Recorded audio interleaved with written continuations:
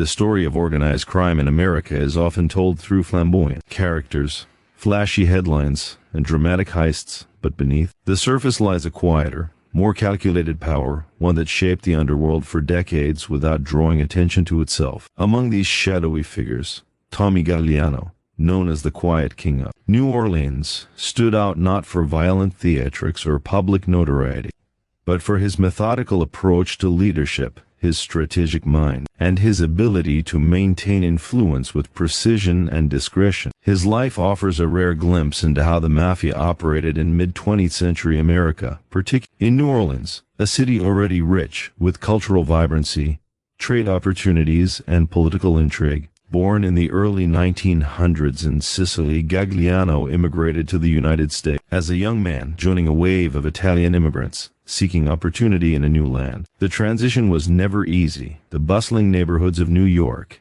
later New Orleans, were teeming with struggle, poverty, and competition. In these environments, many young immigrants found themselves navigating a world where legitimate opportunity was scarce, and the allure of organized crime promised both status and security. However, Gagliano's path diverged from those who sought notoriety through open displays of force. He was meticulous, deliberate, and preferred to operate behind a veil of invisibility, earning him a reputation as a man who could influence outcomes without ever appearing to pull the strings. By the 1950s, Gagliano had firmly established himself in New Orleans, a city whose strategic port and bustling economy made it a valuable hub for both legitimate and illicit activity. Unlike the more flamboyant crime bosses of New York, he built his empire quietly, focusing on control, loyalty, and careful management of his network. While other gangsters might rely on intimidation and fear to maintain authority, Gagliano's power stemmed from his ability to understand people, their motivations, weaknesses, and ambitions. This psychological insight allowed him to broker alliances, resolve disputes, and prevent internal conflicts that might have otherwise destabilized his operations. The 1950s in New Orleans were a transformative period, both socially and economically. The city was recovering from the aftershocks of World War II, with industries and port activities expanding rapidly. Into this environment, organized crime inserted itself as a silent but powerful player. Gagliano recognized the importance of blending into the legitimate economy while simultaneously leveraging illicit avenues to consolidate influence. His operations were diverse, ranging from gambling and loan sharking to subtle manipulation of labor unions and local businesses. Every move was calculated to maximize profit while minimizing attention from law enforcement, a strategy that would become his hallmark. Despite his quiet demeanor, Gagliano was not without rivals. The New Orleans underworld was populated with ambitious figures seeking to assert dominance over lucrative territories. Conflicts were inevitable, but Gagliano's approach to these challenges was unconventional. Rather than escalating violence or instigating open warfare, he favored negotiation, strategic alliances, and the careful application of pressure behind the scenes. This approach often left his opponents underestimating him, giving him a distinct advantage. By the time many realized his influence, it was already deeply entrenched, and his reputation for discretion made him both respected and feared. Gagliano's leadership style also emphasized loyalty and discretion among those who worked under him. Unlike other crime figures who rewarded public displays of aggression, he valued competence, reliability, and the ability to act without drawing attention. In many ways, this mirrored his own personality, a man who understood that true power often grows in silence. His inner circle operated with strict codes, and breaches of trust were dealt with swiftly but quietly. In this way, Gagliano ensured that his empire remained stable, even during periods of external pressure from law enforcement or rival factions. Education and intelligence played a critical role in Gagliano's operations. While he did not have formal schooling in the conventional sense, he was a student of human behavior, economics, and social networks. He understood the nuances of influence, the mechanics of negotiation, and the importance of timing. Every decision was measured against potential consequences, both immediate and long-term. This methodical approach allowed him to navigate the complex world of organized crime with a level of sophistication that few others could match. Yet, Gagliano's story is not merely one of criminal enterprise. It is a story that highlights the delicate balance between ambition and morality, between power and responsibility. His ability to maintain control without resorting to overt violence demonstrates that leadership in any context, licit or illicit, relies as much on strategy, intelligence, and foresight as it does on force. For modern audiences, his life serves as a cautionary tale. The allure of power can be compelling, but the methods used to achieve it leave lasting consequences, both legally and morally. As the 1960s approached, Gagliano's influence in New Orleans reached its peak. The city's unique position as a cultural crossroads allowed him to exert subtle control over various industries, from entertainment and nightlife to shipping and trade. He cultivated relationships with politicians, business leaders, and other influential figures, ensuring that his operations could continue without undue interference. Yet, he remained largely invisible to the public eye, a testament to his philosophy that real power does not require spectacle. In reflecting on Tommy Gagliano's life, it becomes clear that his legacy lies not in flashy headlines or notorious exploits, but in the quiet accumulation of influence and the disciplined exercise of authority. He operated in the shadows, yet his decisions had ripple effects throughout New Orleans and beyond, shaping the trajectory of organized crime in ways that were both profound and subtle. For historians, criminologists, and anyone interested in the dynamics of power, his story offers valuable lessons on strategy, leadership, and the consequences of choices made in pursuit of influence. Ultimately, Gagliano's life reminds us that power is not always loud, and success does not always require spectacle.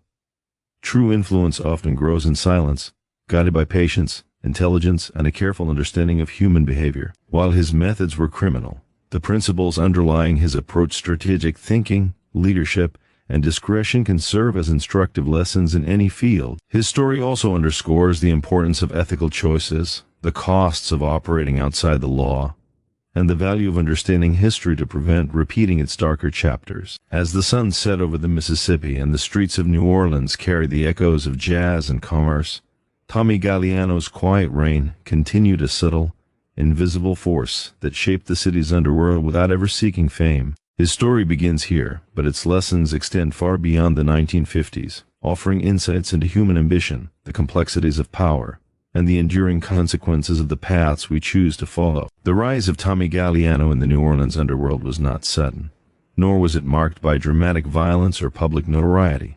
Instead, it was a slow, deliberate ascent, one built in observation, patience, and an unerring sense of timing. By the early 1950s, Gagliano had recognized that power in the city's criminal ecosystem was less about individual bravado and more about networks, alliances with influential figures, understanding the ambitions of rivals, identifying opportunities where others saw obstacles. His approach reflected a deep understanding of human psychology. People respond to respect, loyalty, and discretion, and those who ignore these truths often falter in the face of more subtle, strategic leadership. New Orleans at this time was a city of contrasts.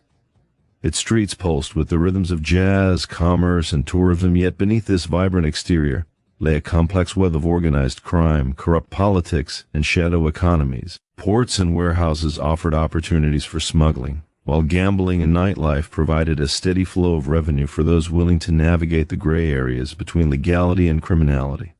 In this environment, Gagliano's approach was methodical. He focused first on establishing credibility within the existing structures of organized crime, proving that he could handle delicate negotiations, resolve disputes, and maintain order without drawing unnecessary attention. Alliances were central to his rise. Gagliano understood that to hold power in a city like New Orleans, he could not act in isolation. He cultivated relationships with a range of figures, from other local crime bosses to influential business people and even politicians. Unlike some of his contemporaries who relied on intimidation and fear, Gagliano's method was subtle. He offered value, protection, and discretion. He became someone people could trust to mediate disputes and manage operations without attracting law enforcement scrutiny. Over time, these connections formed a resilient network, one that allowed him to expand his influence quietly and securely. A key aspect of Gagliano's strategy was his focus on diversification. He did not rely solely on traditional criminal ventures such as gambling or extortion. He recognized that stability required a mix of legitimate and illegitimate enterprises. By integrating into legal industries, particularly those connected to shipping, trade, and entertainment, he created a dual-layered operation that was difficult to penetrate. Legitimate businesses provided cover, income, and influence, while illicit activities generated additional revenue streams that could be reinvested strategically. This dual approach demonstrated his long-term vision. Control was more sustainable when it was both invisible and integrated into the city's broader economy.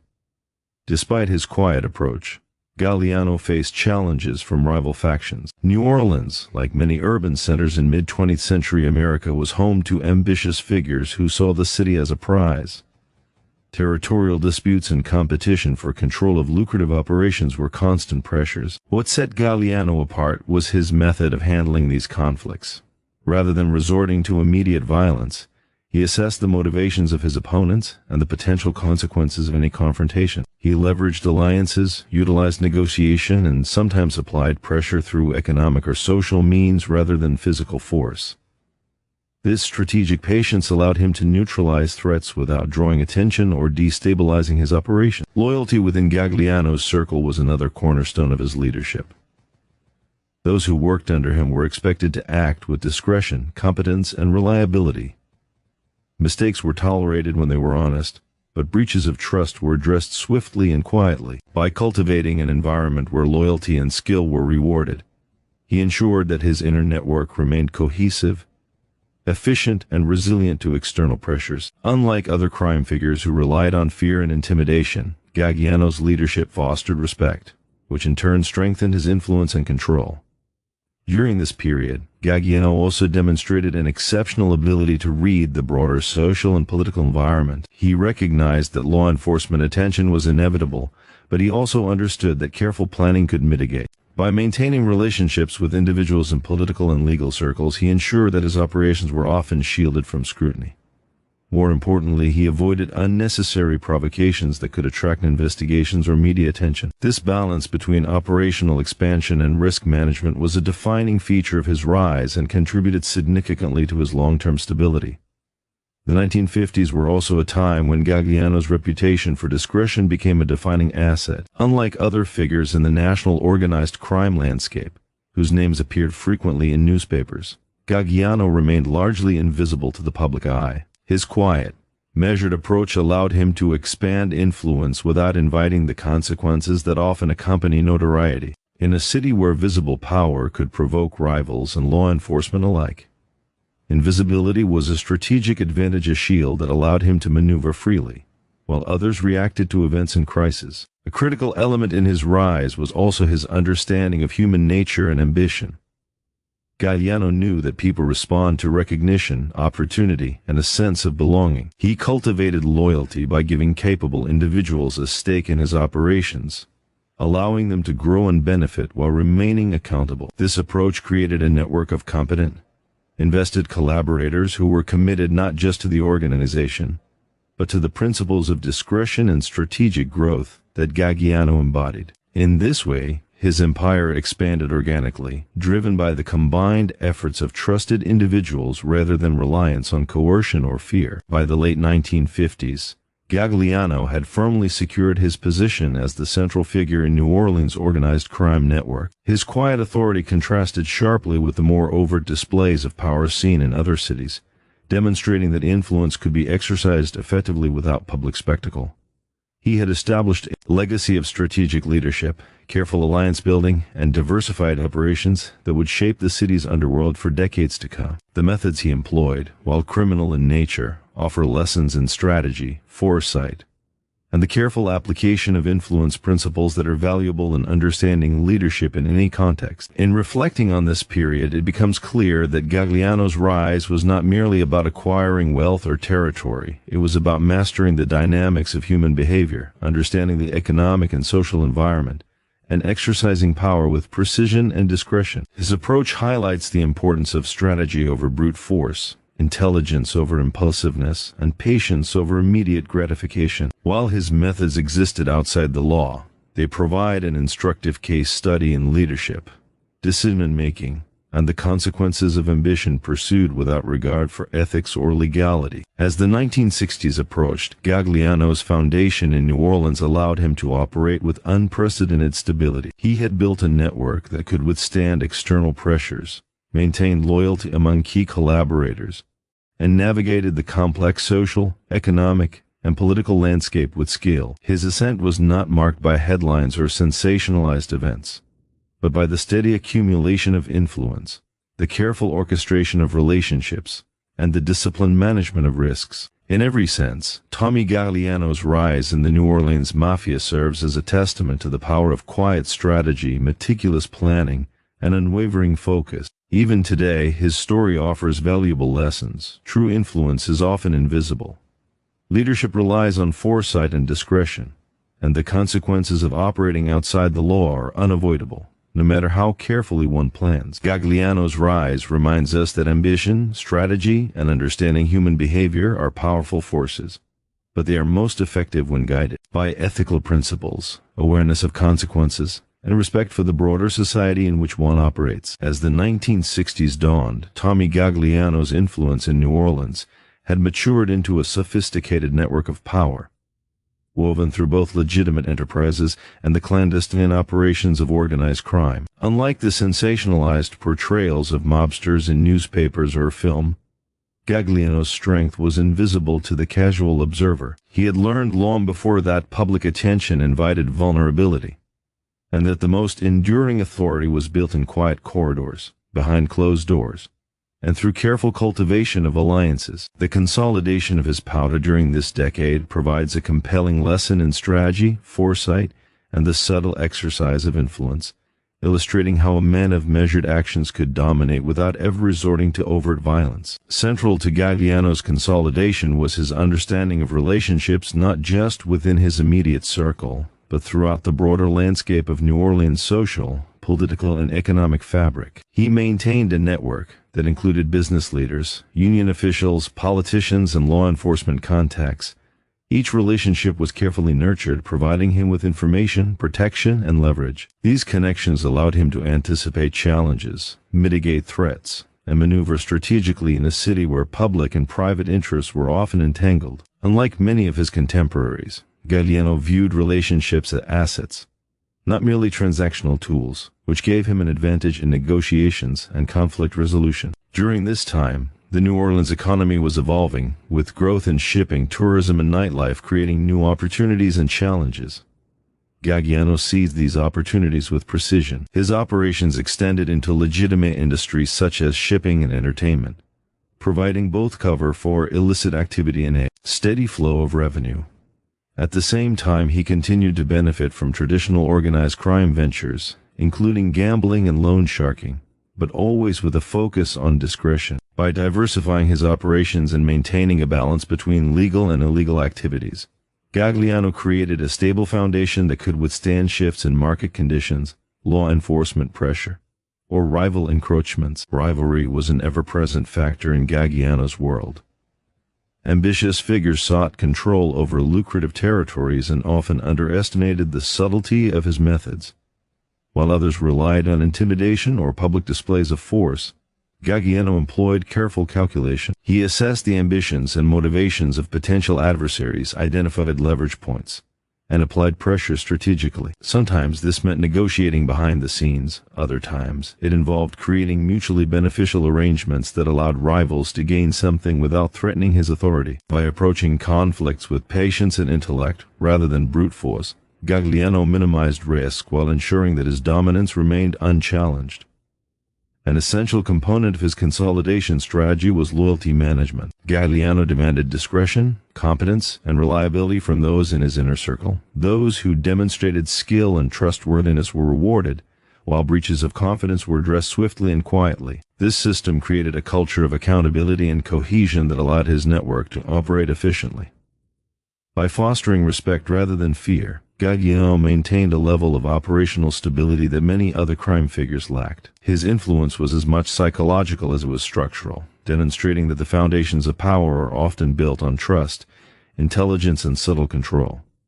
The 1960s also presented increasing challenges from law enforcement. Federal agencies were growing more sophisticated in their investigations, and public scrutiny of organized crime was intensifying.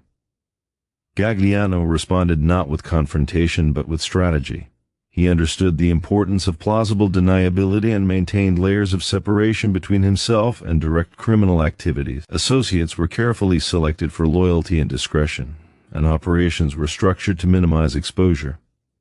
By remaining largely invisible, Gagliano avoided the high-profile raids, indictments, and media scrutiny that ensnared other crime figures. His ability to navigate law enforcement pressure without destabilizing his operations highlights his exceptional foresight and risk management skills.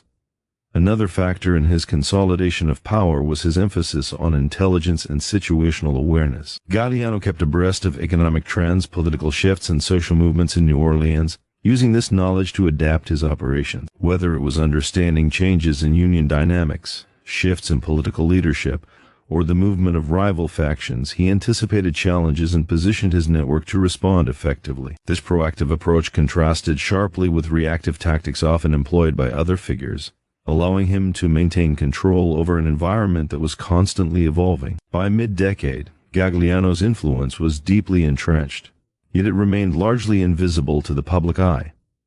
Unlike the dramatic violence often associated with organized crime and popular culture, his power was exercised with subtlety and restraint. He rarely drew attention to himself, preferring to let the results of his strategic decisions speak for themselves.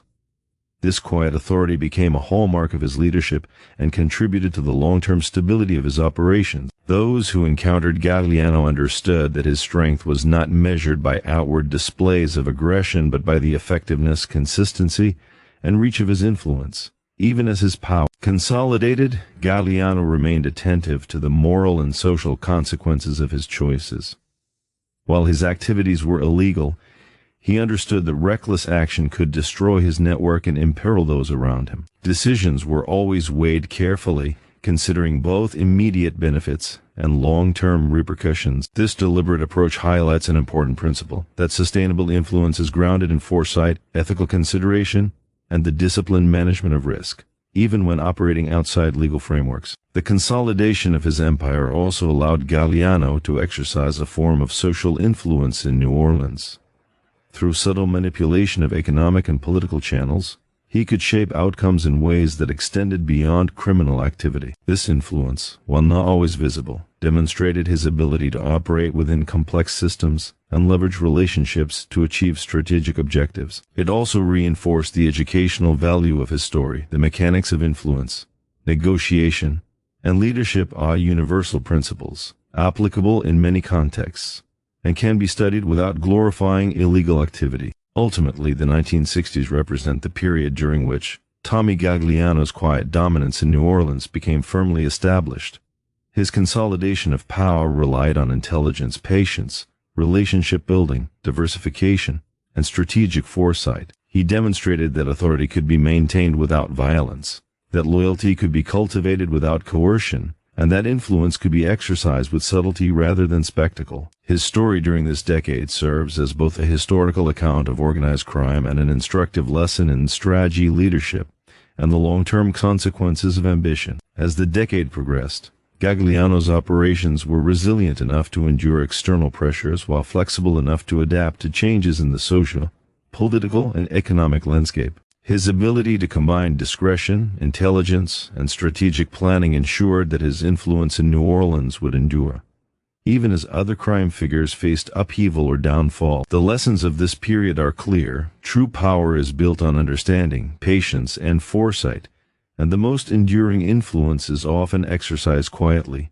behind the scenes. By the end of the 1960s, Tommy Gagliano had secured his position as the central figure in New Orleans organized crime, not through spectacle, but through deliberate strategy and disciplined execution. His story serves as a reminder that the accumulation of influence is not a matter of force alone, but of intelligence, foresight, and the careful orchestration of human relationships. While the world may remember flashy crimes and notorious figures, it is the quiet strategists like Gagliano whose decisions shape history in ways both profound and lasting. By the early 1970s, Tommy Gagliano had firmly established himself as the undisputed, yet invisible, leader of New Orleans' organized crime network. His empire, built over decades of patient strategy, careful alliances, and disciplined execution, had matured into a resilient and sophisticated operation. Unlike the notorious figures often sensationalized in newspapers and films,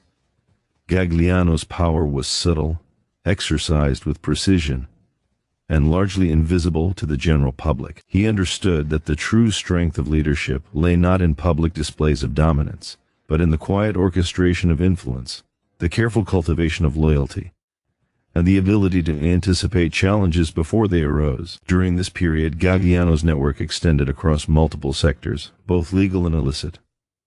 The city of New Orleans, with its strategic port, thriving tourism and vibrant nightlife, offered ample opportunities for both. Gagliano's operations in shipping, trade, and entertainment served not only as legitimate revenue streams but also as cover for more clandestine activities, including gambling, loan sharking, and controlled smuggling. Each enterprise was meticulously managed, with strict oversight to ensure discretion and prevent exposure. Gagliano's approach emphasized sustainability and risk management, prioritizing long-term stability over short-term gains. Rival threats were a constant reality. The New Orleans underworld, like any organized crime environment, was populated by ambitious figures seeking control over lucrative operations. Some were impulsive and aggressive, others patient and strategic. What set Gagliano apart was his ability to neutralize these threats without resorting to overt violence. He assessed each rival's motivations, capabilities, and weaknesses, then employed a combination of negotiation, strategic alliances, and subtle pressure to ensure that his authority remained unchallenged. This approach not only minimized risk, but also reinforced his reputation as a leader whose strength was measured in influence rather than intimidation. A critical factor in Gagliano's ability to maintain dominance was his management of loyalty. His inner circle operated under strict codes of discretion, competence, and accountability. Mistakes were tolerated if they were honest, but breaches of trust were addressed swiftly and quietly. By fostering a culture where loyalty was valued above fear, Gagliano ensured that his network remained cohesive, efficient, and resilient in the face of both internal and external pressures. This approach created an operational environment that was both disciplined and adaptable, allowing his empire to thrive even as the social and political landscape shifted around him. During the early 1970s, law enforcement attention on organized crime was increasing nationwide. Federal agencies, armed with new investigative techniques and resources, were more proactive than ever in pursuing high-profile figures. Gagliano responded to this pressure with strategy rather than confrontation. He maintained layers of separation between himself and operational activities, ensuring that direct involvement in illegal ventures could not be traced to him. Associates were carefully chosen for their discretion and reliability, and operations were structured to minimize exposure. By maintaining this careful balance, Gagliano continued to operate with remarkable stability, avoiding the public scrutiny that ensnared many other crime figures of the era. Political influence also played a central role in Gagliano's continued dominance. New Orleans, like many American cities, was a complex ecosystem where politics, business, and social networks intersected. Gagliano cultivated relationships with politicians, union leaders, and business executives, leveraging these connections to protect and expand his interests. These relationships were not simply transactional, they were strategic, based on mutual benefit and understanding. By maintaining this network, Gagliano could anticipate policy shifts, gain early insight into law enforcement initiatives, and secure operational latitude that few rivals could match. Diversification remained a key principle of Gagliano's strategy. He understood that dependence on a single revenue source was a vulnerability. By integrating legitimate businesses with controlled illicit operations, he created a multi-layered enterprise that could weather economic fluctuations, rival pressures, and legal scrutiny. Shipping and trade businesses provided consistent revenue and operational cover, while entertainment and nightlife operations offered additional influence and access to social networks. Gambling and financial operations complemented these ventures, creating a comprehensive ecosystem that reinforced his power quietly but effectively. Even in this period of peak influence, Gagliano emphasized intelligence and foresight over aggression. He studied patterns, observed behavior, and analyzed opportunities with meticulous care. This approach allowed him to preempt conflicts, capitalize on openings, and guide his network towards sustainable growth. His philosophy was clear: the exercise of power is most effective when it is invisible, calculated, and anticipatory. Brute force and impulsive actions were risks he could not afford, and he understood that long-term stability required a delicate balance of control, discretion, and insight. The early 1970s also highlighted Gagliano's ability to manage crises with skill. Occasional disruptions, whether rival encroachments, economic shifts, or increased law enforcement scrutiny, were inevitable. Rather than reacting impulsively, Gagliano evaluated each situation, developed a strategic response, and executed it quietly. Conflicts were resolved with minimal exposure, and alliances were reinforced to ensure continued loyalty. His management style demonstrated a level of sophistication uncommon in organized crime, emphasizing strategy over spectacle and influence over intimidation. Importantly, Gagliano's story is not simply one of criminal enterprise. It also offers insight into human behavior, leadership, and decision-making. His ability to influence, negotiate, and maintain authority without public spectacle highlights the universality of strategic thinking. While the context is illegal, the principles foresight, relationship building, risk management, and disciplined execution are applicable across many fields. Observing how Gagliano navigated the complexities of his environment provides a powerful lesson. Effective leadership often depends more on intellect, patience, and subtlety than on force or coercion. By the mid-1970s, Tommy Gagliano's network in New Orleans had become remarkably stable. Rivalries were managed, alliances were secure, and operations were diversified and well integrated into the broader economy. Law enforcement attention was constant but largely ineffectual due to his careful structuring and operational secrecy. Gagliano had achieved a rare balance. He was powerful yet invisible, influential yet discreet, ambitious yet disciplined. His ability to maintain this equilibrium serves as a historical example of strategic leadership exercised in a complex and risky environment. The story of this period in Gagliano's life underscores a critical lesson. The accumulation of influence is most sustainable when it is exercised with intelligence, patience, and careful management of human relationships.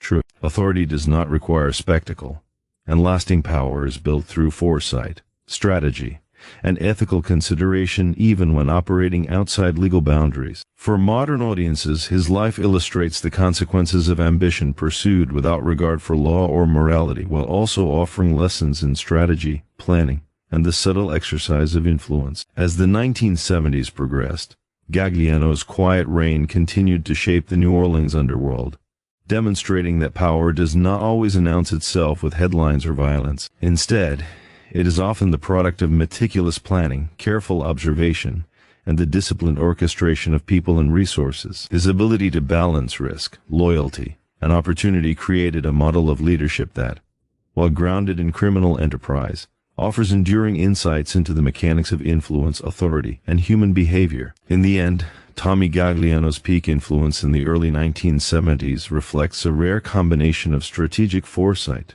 disciplined execution, and psychological insight. His story is a testament to the power of quiet leadership, the effectiveness of intelligence over intimidation, and the importance of foresight and loyalty in sustaining authority. While the circumstances of his life existed outside the bounds of law, the principles underlying his success, planning, patience, and careful management of human relationships, offer valuable lessons in leadership, decision-making, and the long-term consequences of ambition. As the 1970s progressed, Tommy Gagliano's reign over the New Orleans Mafia entered a period marked by both stability and subtle turbulence. By this time, his network had reached its peak influence, stretching across multiple sectors of the city's economy, and maintaining a delicate balance between legitimate enterprises and clandestine operations. However, sustaining this power required constant vigilance. The underworld, even one managed with intelligence, discretion, is inherently unstable, shaped by ambition, rivalry, and the ever-present scrutiny of law enforcement. Gagliano understood that leadership in this environment was not static. It required continual adjustment, strategic foresight, and careful management of relationships. Internal dynamics within the organization became increasingly important. Loyalty, competence, and discretion had always been central to Gagliano's leadership philosophy. But as the network expanded, the complexity of managing people grew. Mid-level operatives and associates had ambitions of their own, and the potential for internal conflict was ever present.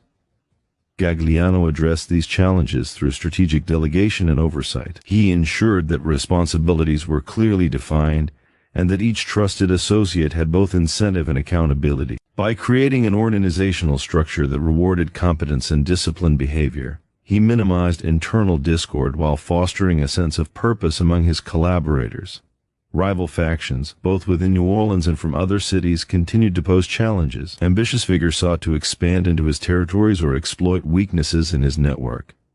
Rather than responding with confrontation, Gagliano relied on intelligence, timing, and negotiation. He studied the motivations of potential adversaries, assessed the risks of conflict, and identified opportunities for alliances or compromises. Sometimes, this meant granting minor concessions to maintain broader stability. Other times, it involved carefully calibrated pressure that neutralized a threat without exposing the organization to unnecessary scrutiny. His approach emphasized preservation of long-term influence over short-term dominance, reflecting his consistent philosophy of measured, strategic leadership. During this period, the New Orleans political and economic landscape was evolving. City officials, business leaders, and law enforcement agencies were becoming increasingly aware of organized crime's influence, but Gagliano's network remained difficult to penetrate. He cultivated relationships with key figures, offering discreet cooperation, strategic counsel, and support were mutually beneficial. These connections provided early warning of potential investigations, allowed him to mitigate regulatory threats, and gave him leverage over competitors. In essence, Gagliano operated within the city's social and political ecosystem like a shadow strategist, influencing events without public recognition or overt intervention.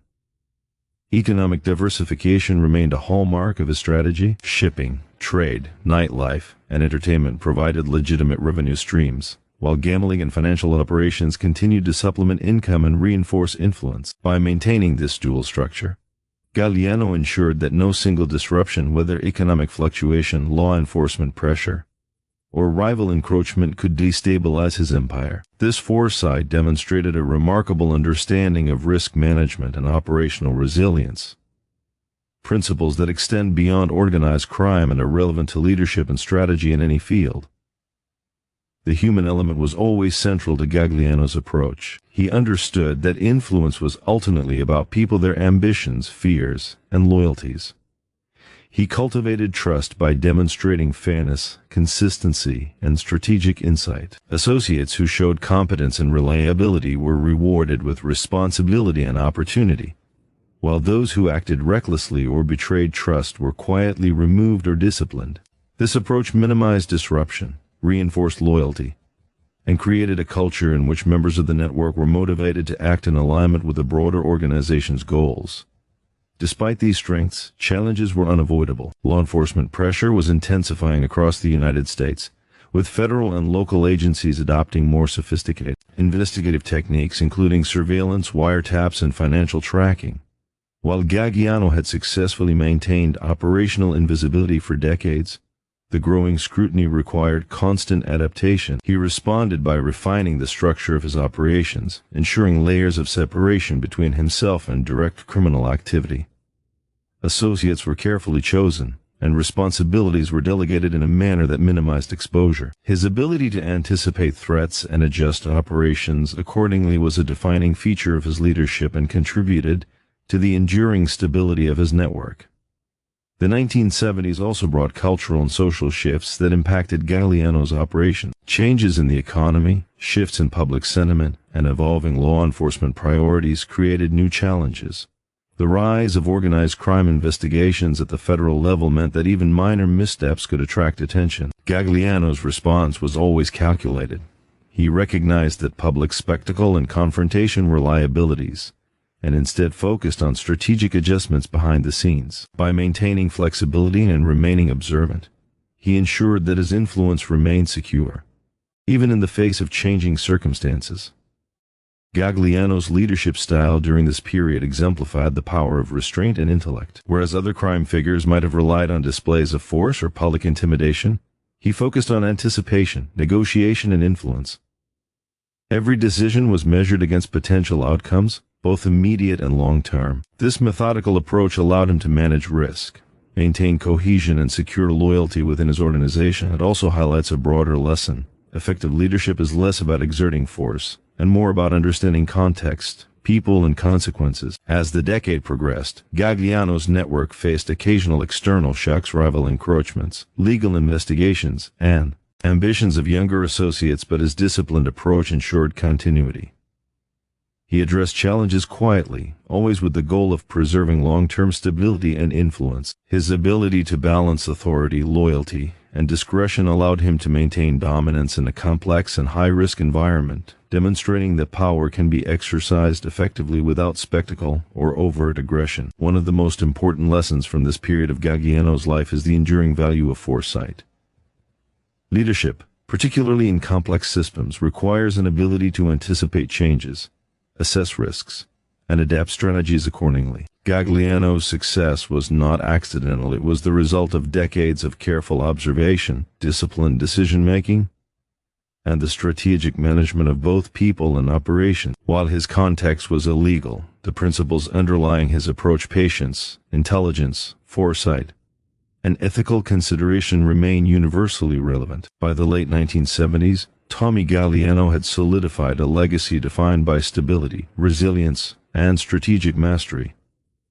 Rival threats had been neutralized, internal cohesion was maintained, and law enforcement scrutiny was managed effectively. His influence in New Orleans extended across economic, social, and political spheres, yet he remained largely invisible to the public, a testament to his philosophy that true power often grows in silence. Gagliano's story during these years underscores the enduring truth that measured strategy, disciplined execution, and careful management of human relationships are more effective than impulsive aggression or public spectacle. Ultimately, this period of Gagliano's life illustrates the importance of balance in leadership.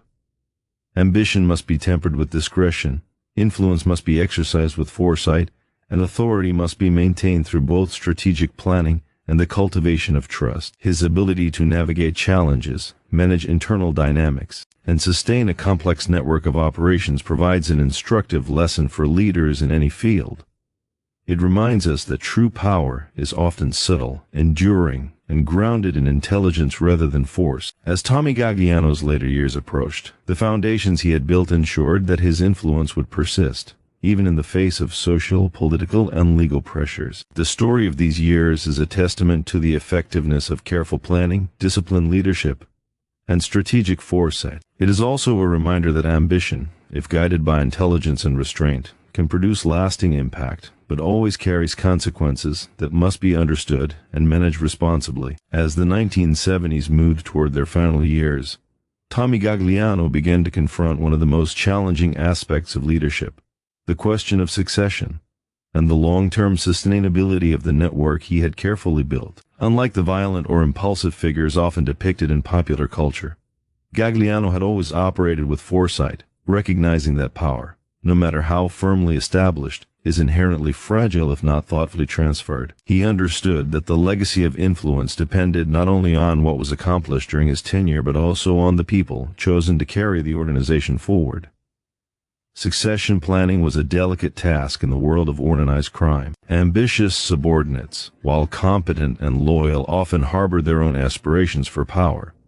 Gagliano approached this challenge with the same meticulous attention to human behavior that had defined his entire career. He observed each potential successor carefully, evaluating not only skill and loyalty, but also temperament, judgment, and the ability to operate with discretion. Those who could navigate complex social and operational dynamics without attracting undue attention were preferred, ensuring the continued stability of the organization even after his active leadership diminished. During this period, the external environment remained complex. Law enforcement scrutiny of organized crime was intensifying nationwide, with federal agencies employing advanced investigative techniques and building cross-jurisdictional coalitions. At the same time, societal changes, including shifts in political leadership and economic policy, created both opportunities and vulnerabilities for organized networks. Gagliano's response was consistent with his established philosophy: careful observation, strategic planning, and subtle influence. He continued to strengthen alliances with key figures in business, politics, and labor, ensuring that his organization could weather both legal and competitive pressures. Diversification of operations remained a critical element in sustaining influence. Gagliano had long integrated legitimate businesses with controlled illicit activities, creating a resilient network capable of absorbing shocks. By the late 1970s, these enterprises were deeply embedded within New Orleans' economic and social infrastructure. Shipping, trade, entertainment, and nightlife provided consistent revenue and operational cover, while gambling, financial ventures, and carefully managed clandestine operations supplemented influence and ensured loyalty among associates. This multi-layered approach allowed Gagliano to maintain authority without resorting to public spectacle or violence. One of the hallmarks of Gagliano's later leadership was his emphasis on mentoring and guidance. Rather than simply delegating responsibilities, he invested in developing the capabilities of trusted associates, ensuring that they could manage complex operations independently. This included training in negotiation, risk assessment, and the subtleties of influence. By embedding these skills within his inner circle, Gagliano created a network that could continue to operate effectively even in his absence. Leadership succession in this context was not just about appointing a figurehead, it was about cultivating the operational competence and strategic judgment necessary for enduring success. At the same time, Gagliano remained vigilant against internal threats. Ambition, while valuable in an associate, could also become a source of instability if not properly managed. Gagliano monitored potential rivals within his network with quiet precision, identifying those whose actions or ambitions could threaten cohesion. Intervention was typically subtle, ranging from reassignment and increased oversight to the strategic empowerment of more loyal figures. By managing internal competition in this way, he preserved the integrity of the organization while minimizing conflict and disruption. Externally, Gagliano continued to navigate the complex interplay of politics, law enforcement, and commerce. His network's operations depended on relationships that spanned multiple spheres of influence, from city officials to union leaders and business executives. These relationships were maintained not through coercion or intimidation, but through strategic alignment of interests. By demonstrating the value of cooperation and discretion, Gagliano secured operational latitude, anticipated policy shifts, and mitigated risks associated with legal investigations. His ability to blend influence with subtlety reinforced the long-term stability of his empire. The personal qualities that had defined Gagliano throughout his career, discretion, intelligence, patience, and foresight, were particularly crucial during this phase. Whereas many figures in organized crime succumbed to recklessness, ambition, or the desire for notoriety, Gagliano remained measured and methodical. Each decision was evaluated in terms of both immediate impact and long-term consequences. This discipline ensured that the organization remained resilient, even as external pressures intensified. It also reflected an understanding of legacy. Influence is most enduring when it is exercised responsibly, strategically, and without unnecessary exposure. As Gagliano prepared for the eventual transition of power, he also recognized the importance of institutionalizing principles of loyalty, accountability, and discretion within the organization. Operational protocols, codes of behavior, and oversight mechanisms were designed to preserve stability beyond his active leadership. Associates were selected not only for competence, but also for their alignment with the organization's values and operating philosophy. This deliberate cultivation of culture ensured that the network would continue to function effectively even as leadership evolved. Despite his advancing age and the natural challenges that accompany long tenure, Gagliano's network remained robust. Rival threats were mitigated through negotiation, strategic alliances, and careful observation.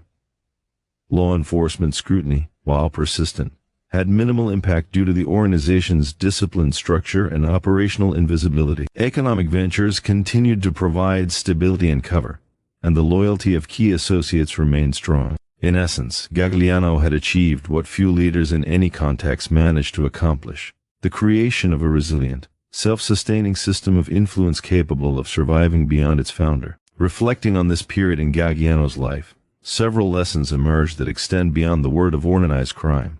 Leadership is most effective when grounded in foresight, careful assessment of human behavior, and disciplined execution. Succession planning is not merely about replacing a leader, it is about cultivating competence, values, and continuity within a system. Influence is most sustainable when exercised with discretion and intelligence rather than force or spectacle. These principles, while demonstrated in a criminal context, offer universal insights applicable to business, governance, and organizational strategy.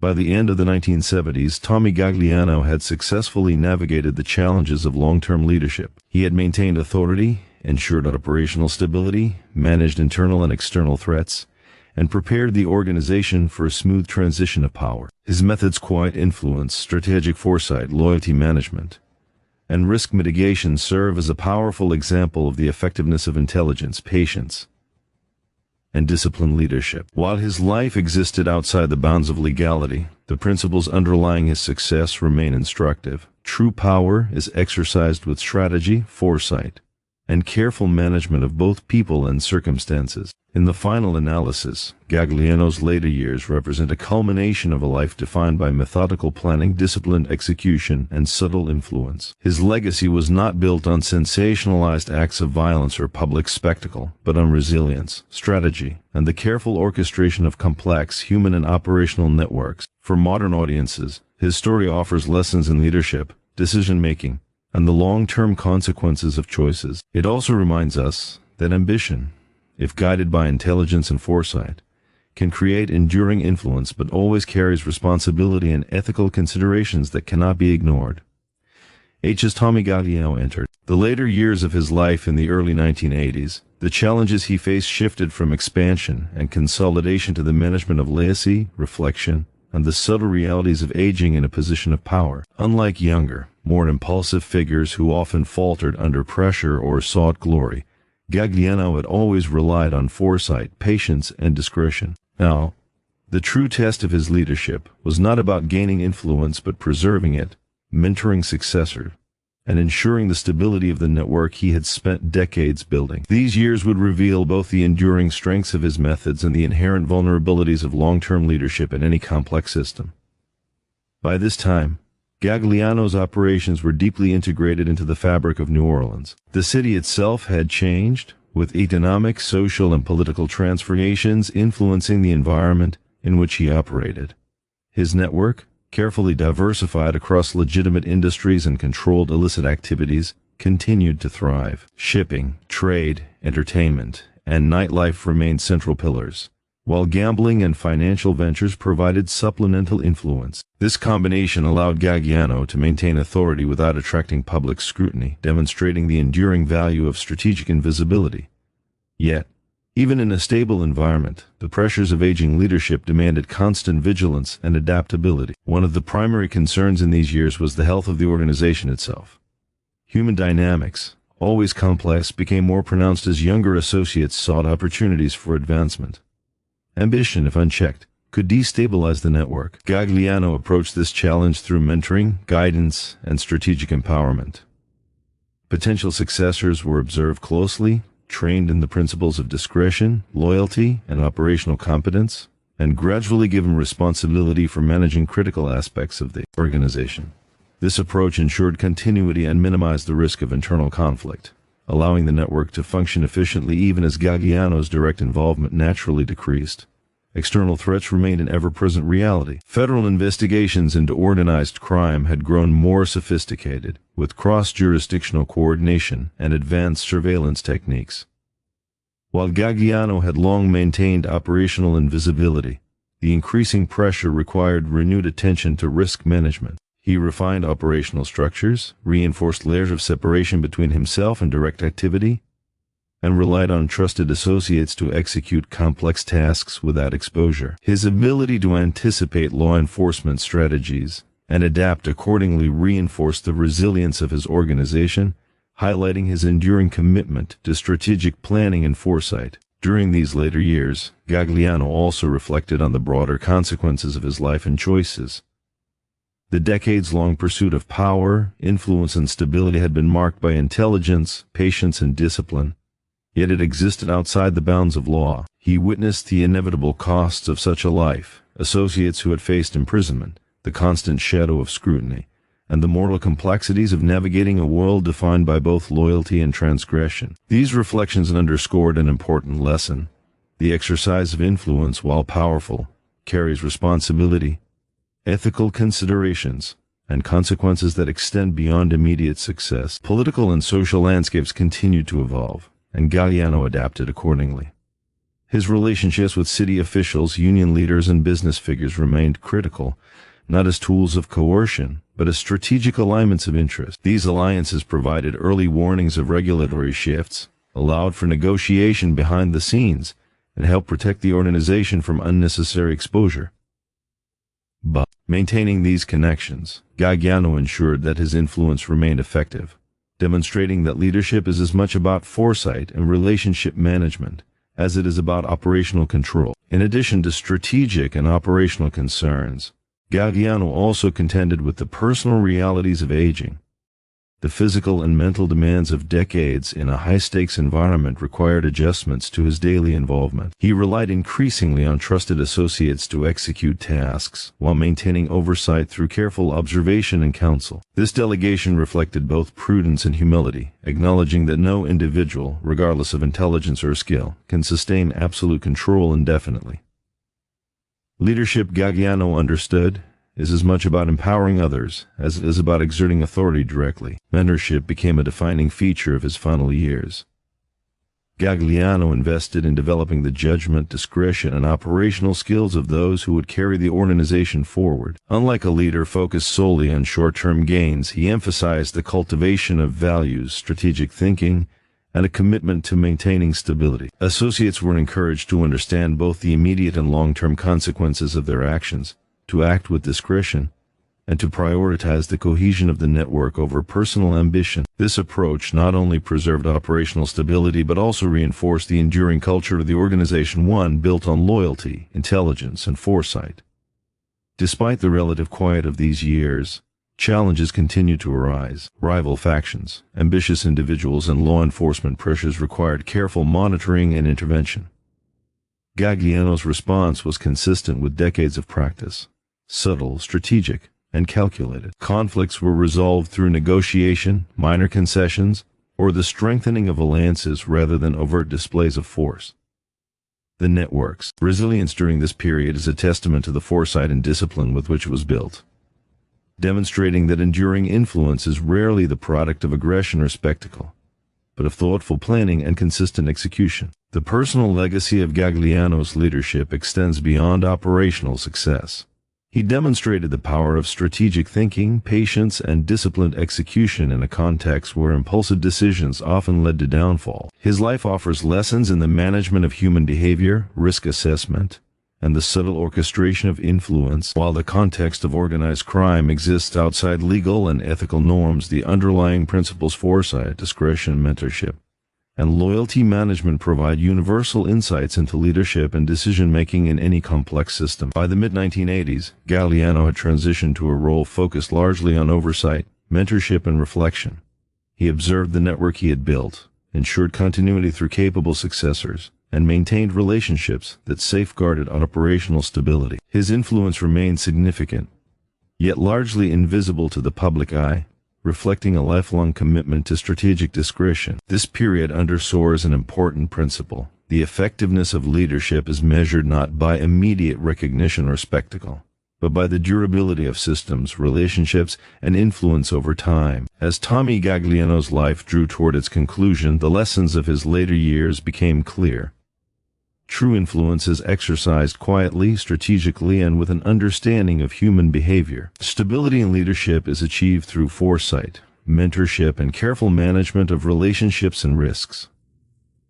Ambition, if guided by intelligence and restraint, can create lasting impact, but it carries moral and practical responsibilities that must be acknowledged. Gagliano's final years illustrate that the measure of a leader lies not in the visibility of power, but in the sustainability and resilience of the structures and people entrusted to their guidance.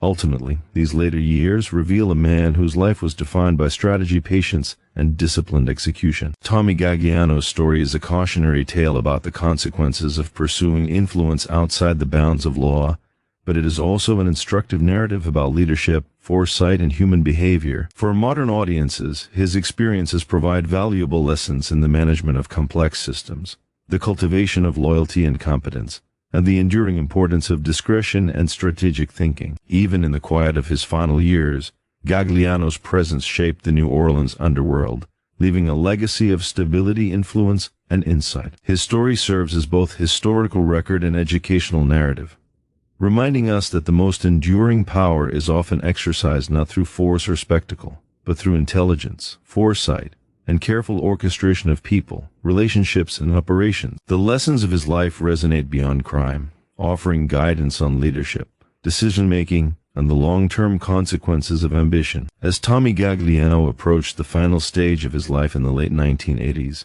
the focus of his leadership shifted from active management to legacy preservation and the careful orchestration of the organization's transition. Unlike many figures in organized crime whose empires crumbled with the loss of a single leader, Gagliano had spent decades preparing his network for continuity. The principles of foresight, strategic planning, and discretion that had defined his rise were now central to ensuring that his influence would endure even as he reduced his direct involvement. These years would test the effectiveness of his lifetime of strategy, offering a final reflection on leadership, succession, and the management of complex systems. The concept of succession was paramount. Gagliano understood that the long-term stability of the New Orleans Mafia depended not merely on the competence of individual successors, but on the culture, structure, and operational philosophy embedded within the network. He approached this process with meticulous care, identifying trusted associates who had demonstrated loyalty, discretion, and strategic acumen over decades. These individuals were gradually entrusted with increasing responsibility, managing day-to-day operations, mediating disputes, and overseeing the diverse economic and social facets of the organization. In doing so, Gagliano ensured that the transition of power would be seamless and that the organization would continue to operate according to the principles he had established. Throughout this period, Gagliano emphasized the importance of maintaining operational invisibility. One of the key lessons he had learned over decades of leadership was that visibility invites vulnerability. Public recognition, sensationalized violence, or reckless displays of power often lead to scrutiny, legal exposure, and instability. By contrast, influence exercised quietly, strategically, and through trusted intermediaries creates resilience. The final years of his leadership reinforced this principle.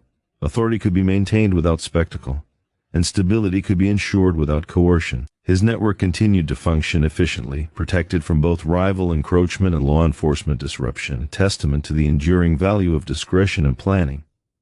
Mentorship remained a critical aspect of Gagliano's later years. Beyond simply transferring authority, he focused on cultivating judgment, foresight, and ethical awareness among his successors. He emphasized that leadership requires not only operational skill, but also the ability to anticipate challenges, understand human behavior, and make decisions that balance short-term necessity with long-term stability.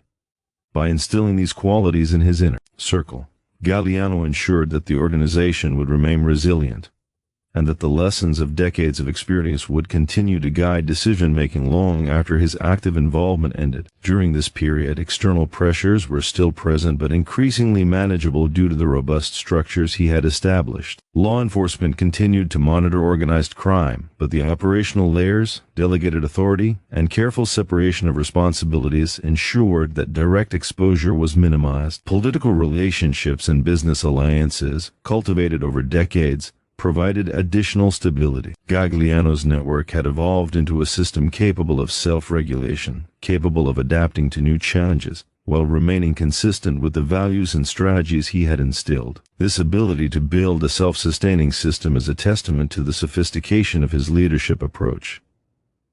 A critical aspect of Gagliano's retirement strategy was the preservation of loyalty and cohesion. He understood that even the most competent successors could fail without the support of their peers and subordinates.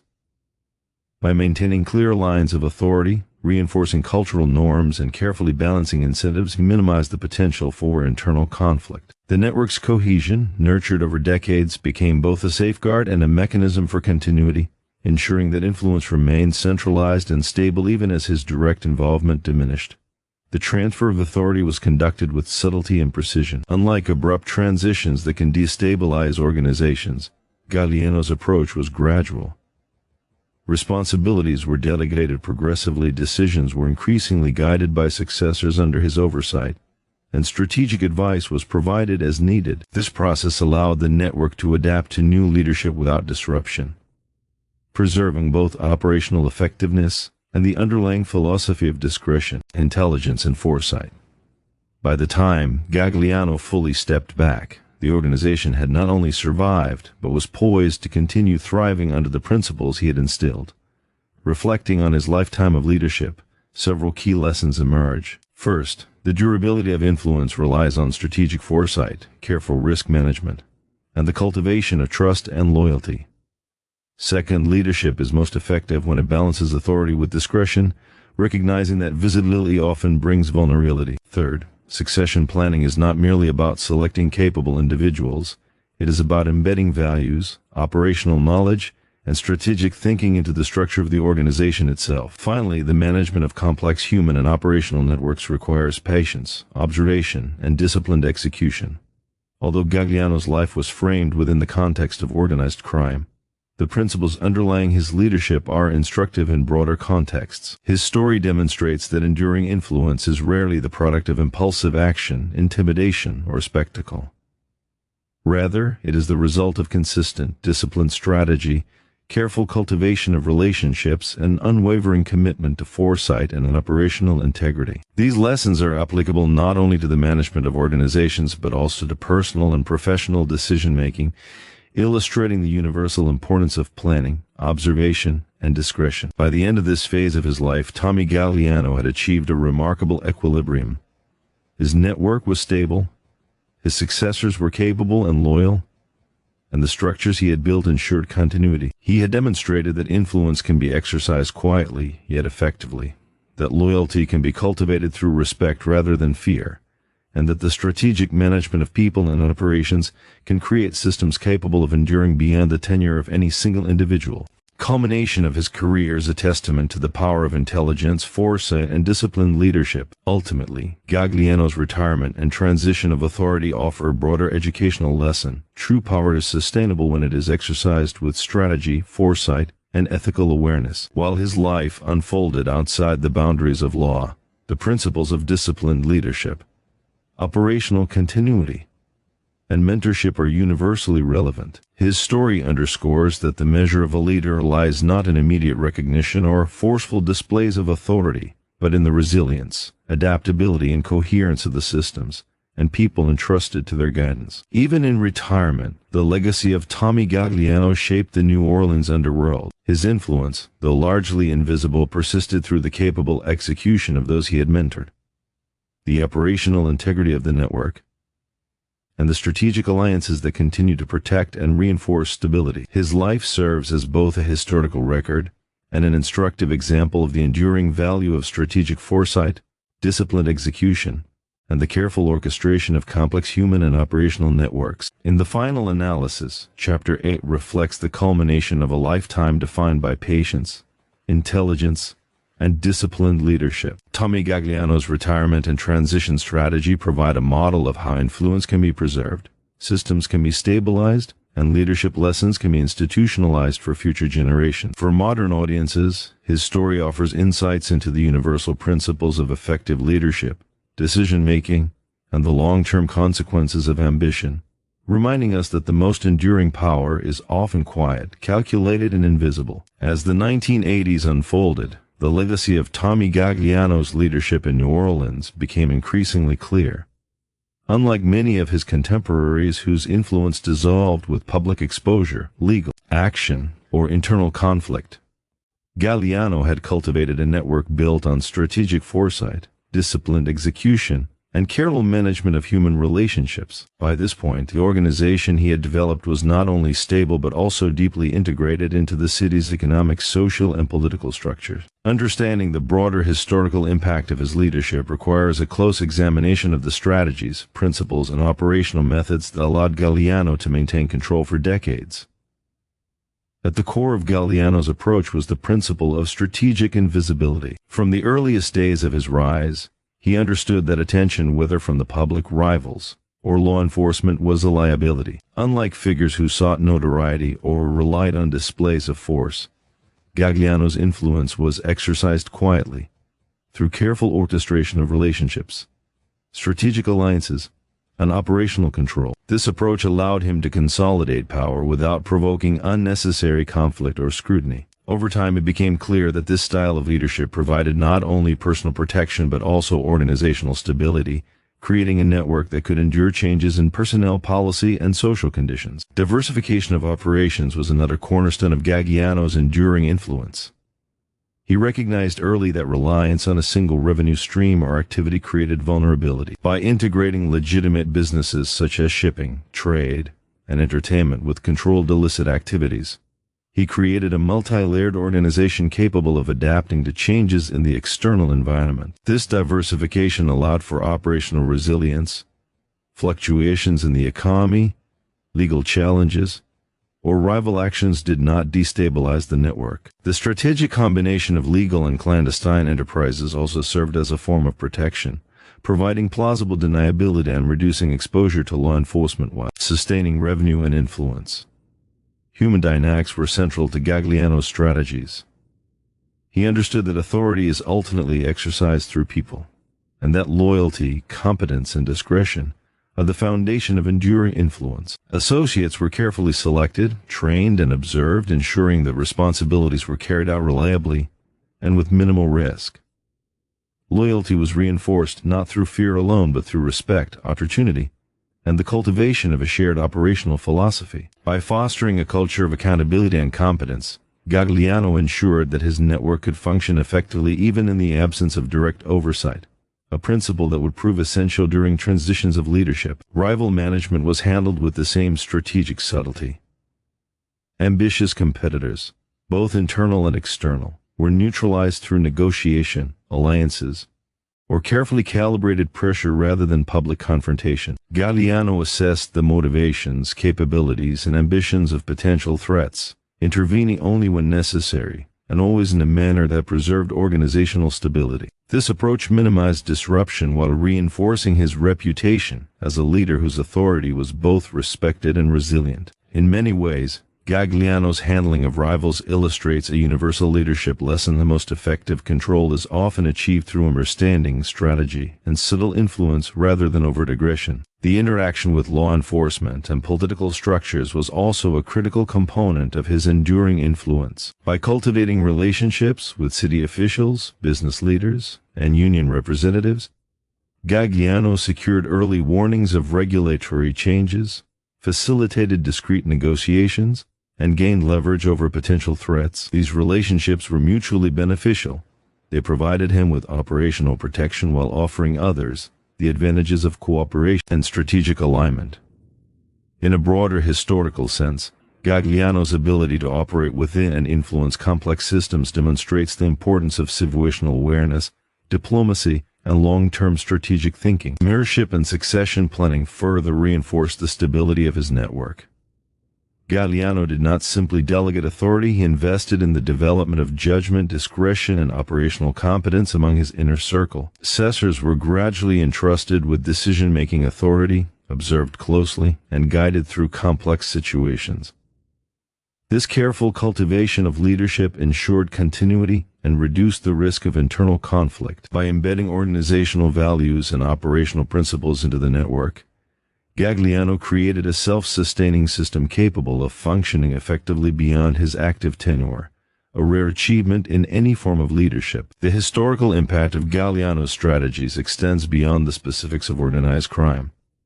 His methods provide lessons in the management of complex systems, risk mitigation, human behavior, and leadership. His emphasis on foresight, discretion, and relationship building illustrates the enduring value of strategic thinking. The stability of his network, despite decades of external pressure and internal complexity, demonstrates that thoughtful planning and disciplined execution are more effective than impulsive or reactive decision-making. Even in a context removed from legality, these principles are applicable in business, governance, and personal leadership scenarios.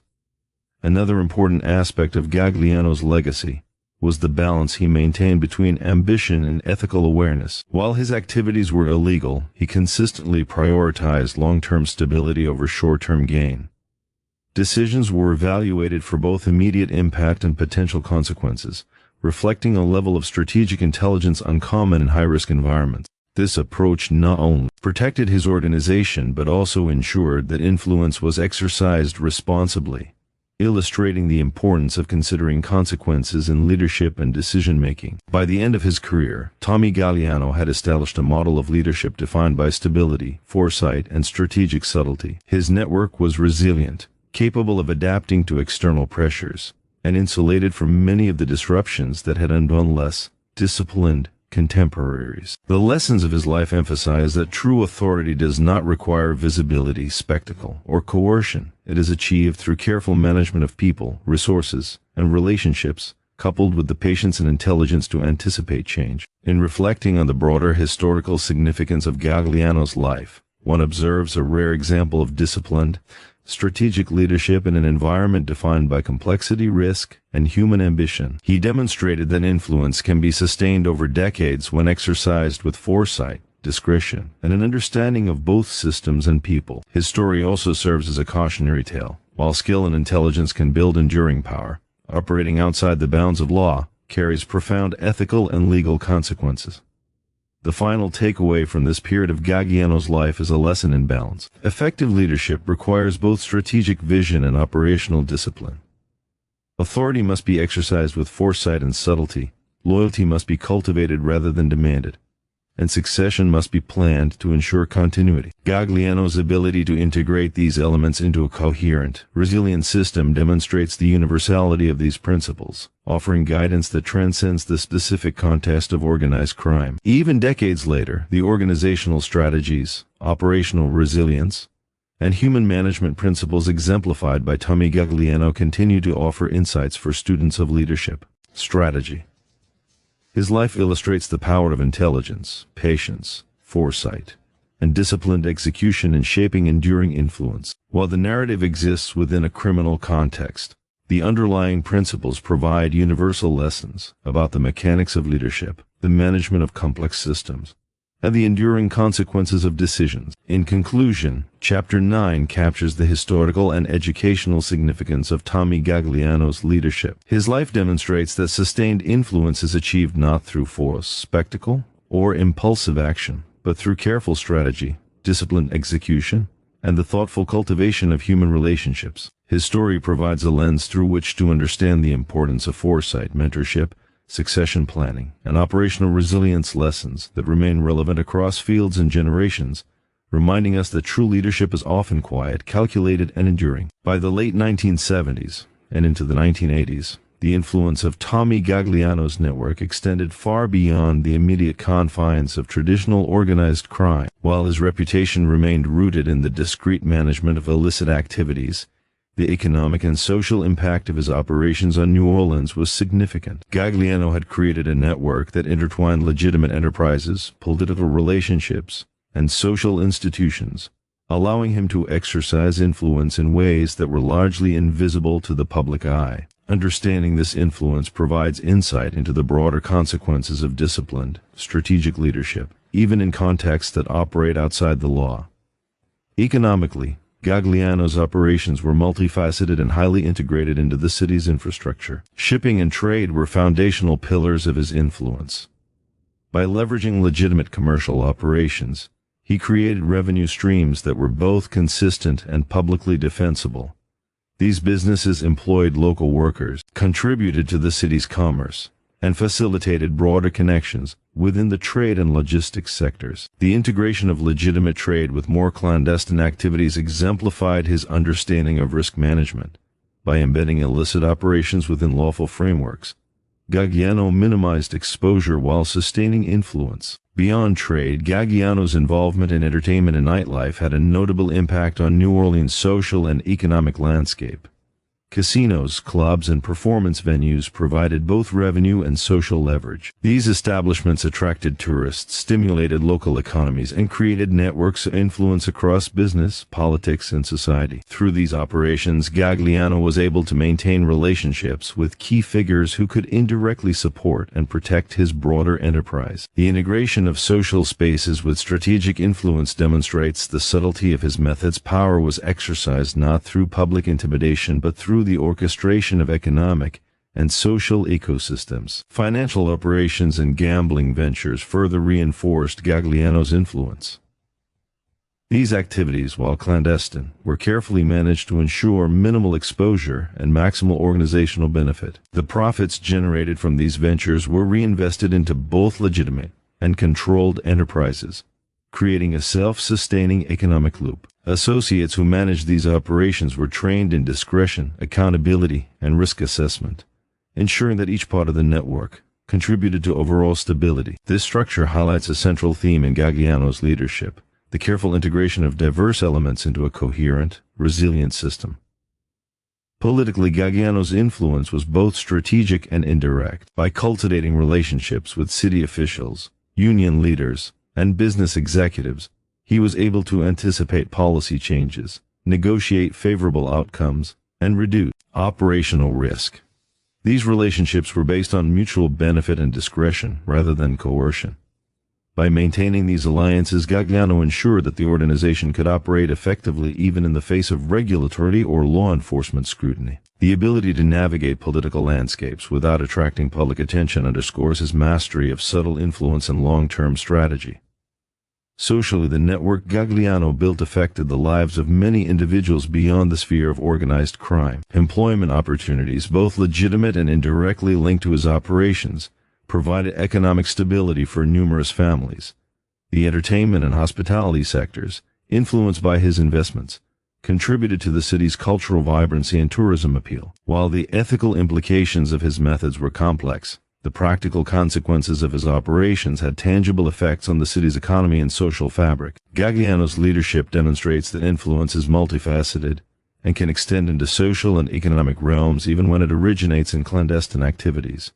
Risk management remained a critical component of Gagliano's strategy. Operating across multiple sectors, both legal and illegal, exposed the organization to potential vulnerabilities from regulatory shifts to economic fluctuations and rival encroachments. Gagliano mitigated these risks through diversification, careful delegation, and the strategic placement of trusted associates in key operational roles. By maintaining layers of oversight and ensuring that decision-making was guided by both discretion and intelligence, he preserved the resilience of the organization and minimized potential disruption. A key aspect of the broader influence of Gagliano's network was the careful balance between visibility and discretion. While the organization's economic and social impact was significant, it remained largely invisible to public scrutiny. This invisibility allowed Gagliano to exercise influence effectively without provoking destabilizing attention. Whether managing relationships with politicians, business leaders, or law enforcement, he consistently relied on subtlety, strategic alignment of interests, and operational intelligence rather than force or intimidation. The enduring effect was a system of influence that could adapt, sustain, and expand quietly over time. Mentorship and internal development continued to be important even as Gagliano reduced his direct involvement. Associates were not only trained to execute operations, but also educated in the principles of strategic planning, risk assessment, and human behavior. By embedding these skills into his network, Gagliano ensured that the organization could continue to operate effectively even after his retirement. This emphasis on education, foresight, and capability building illustrates a universal principle.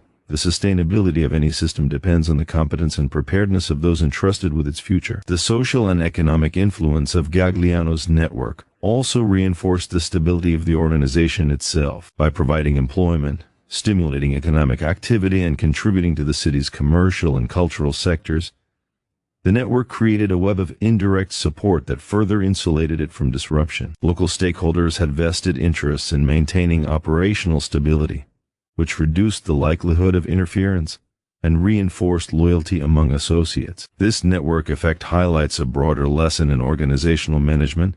Influence is maximized when multiple stakeholders benefit from stability and continuity. Historically, the example of Gagliano's network demonstrates the interplay between leadership, strategic foresight, and systemic influence. While his methods were framed within organized crime, the underlying principles are broadly applicable. Effective leaders integrate diverse elements into coherent systems, manage risk through foresight and delegation, cultivate loyalty and competence among associates, and exercise influence subtly to maintain stability. The city of New Orleans, shaped in part by these activities, reflects both the direct and indirect consequences of a leader who understood the multifaceted nature of power. By the late 1980s, Gagliano's influence had become a quiet but enduring presence in the city. His network, carefully structured, resilient, and integrated across multiple sectors, demonstrated the long-term benefits of disciplined planning and strategic execution. The social, economic, and political impact of his operations underscores the subtlety and sophistication of his methods. Even beyond the immediate sphere of criminal activity, his leadership affected commerce, culture, and social cohesion, highlighting the broader reach of organized influence when exercised with intelligence and discretion. Ultimately, Chapter 10 illustrates that leadership, influence, and power extend beyond immediate operations or personal authority. Tommy Gagliano's network shaped the city of New Orleans in ways that were largely invisible yet profoundly significant. The combination of economic diversification, political relationships, social engagement, and operational discretion created a resilient system capable of enduring external pressures and internal change. For modern audiences, the story of Gagliano's broader influence offers lessons in systems thinking, strategic planning, risk management, and the importance of cultivating loyalty and competence within complex networks. In conclusion, the social and economic reach of Gagliano's network highlights the subtle, long-term consequences of strategic leadership. His story reminds us that influence is not always public, power is not always visible, and leadership is most effective when it combines intelligence, foresight, and careful management of both people and resources. While his life existed outside legal boundaries, the principles underlying his enduring impact provide universal insights into the mechanics of influence, the importance of strategic planning, and the lasting effects of disciplined leadership. By the late 1980s and early 1990s, the landscape of organized crime in the United States was undergoing profound transformation. Federal law enforcement efforts had become more sophisticated, employing new investigative technologies, multi-jurisdictional coordination, and legislative tools such as the Racketeer-Influenced and Corrupt Organizations (RICO) Act. These changes posed unprecedented challenges to networks that had once operated with near impunity, including the carefully constructed empire of Tommy Gagliano. While his strategic foresight and disciplined management had allowed his organization to thrive for decades, the evolving legal and social environment created pressures that even the most meticulously planned systems could not entirely eliminate. Gagliano's successors inherited a network that was strong in structure, loyalty, and operational competence, but faced external conditions markedly different from those during the organization's peak. Law enforcement agencies, now armed with financial tracking, surveillance technology, and federal oversight, made clandestine operations increasingly risky. The network's diversified enterprises, which had once provided both revenue and cover, were subject to greater scrutiny. Even legitimate businesses associated with the organization were monitored closely, creating a landscape in which careful strategic thinking became not just a tool for growth but a necessity for survival. Internal dynamics also presented new challenges. Ambitious successors, while trained in the principles of discretion, foresight, and loyalty, faced pressure from both their own aspirations and the realities of a changing criminal ecosystem. The careful balance that Gagliano had cultivated between authority, delegation, and mentorship had to be maintained with precision. Leadership transitions are always sensitive, and the pressure of external scrutiny added layers of complexity to the task. Associates who were competent in operational execution might lack the strategic subtlety or judgment required to navigate the new national environment, highlighting the critical importance of the lessons Gagliano had instilled during his final years. The broader decline of organized crime influence nationally had several causes. Federal agencies, empowered by legislation and resources, systematically dismantled traditional crime families through coordinated investigations, prosecutions, and asset seizures. The proliferation of financial oversight and anti-money laundering measures further constrained operations, Public awareness and media coverage also shifted the narrative, making clandestine networks more visible and increasing societal pressure against them. Within this environment, Gagliano's successors had to reconcile the operational methods of decades past with the new realities of law enforcement, legislation, and societal expectations. Despite these challenges, the foundations laid by Gagliano remained resilient. His emphasis on operational invisibility, layered delegation, and disciplined decision-making provided a blueprint for adapting to evolving conditions. Trusted associates, trained in judgment, risk assessment, and discretion, were capable of maintaining the integrity of operations under increased scrutiny. The diversified structure of the network, spanning legitimate commerce, entertainment, financial ventures, and controlled clandestine activities, allowed for flexibility in responding to external pressures, demonstrating the enduring value of careful planning and foresight. A critical aspect of navigating this era was risk management. Associates were trained to evaluate potential legal, financial, and social exposure before taking action, ensuring that the organization could adapt without compromising its core structure. Decision-making emphasized long-term stability over short-term gain, reflecting the enduring principles of Gagliano's leadership. This approach minimized unnecessary confrontation, maintained internal cohesion, and allowed the network to survive despite the nationwide decline of organized crime influence. Mentorship and cultural continuity remained essential. Gagliano's successors understood that competence alone was insufficient. Adherence to the organizational philosophy of discretion, loyalty, and strategic subtlety was critical for survival. Internal education reinforced the importance of analyzing situations carefully, anticipating consequences, and exercising influence without attracting undue attention. By embedding these principles within the network, successors were able to maintain an operational continuity even in an era of heightened legal and societal pressure. Externally, the network's relationships with political, business, and social actors continued to provide indirect protection and strategic advantage. These relationships, cultivated over decades, allowed for early awareness of legal threats, facilitated negotiation, and offered avenues for minimizing disruption. In an environment where direct confrontation with law enforcement was increasingly untenable, these alliances became even more valuable. They highlight a universal principle: influence is often most effective when exercised through relationships, information, and subtle negotiation rather than force or visibility. The decline of national organized crime influence also prompted a re-evaluation of priorities among Gagliano's successors. Whereas earlier decades emphasized expansion, consolidation, and revenue generation, the new reality required emphasis on sustainability, compliance with legal frameworks where possible, and careful risk assessment. This shift was not merely operational but cultural, requiring associates to internalize principles of discretion, patience, and long-term thinking.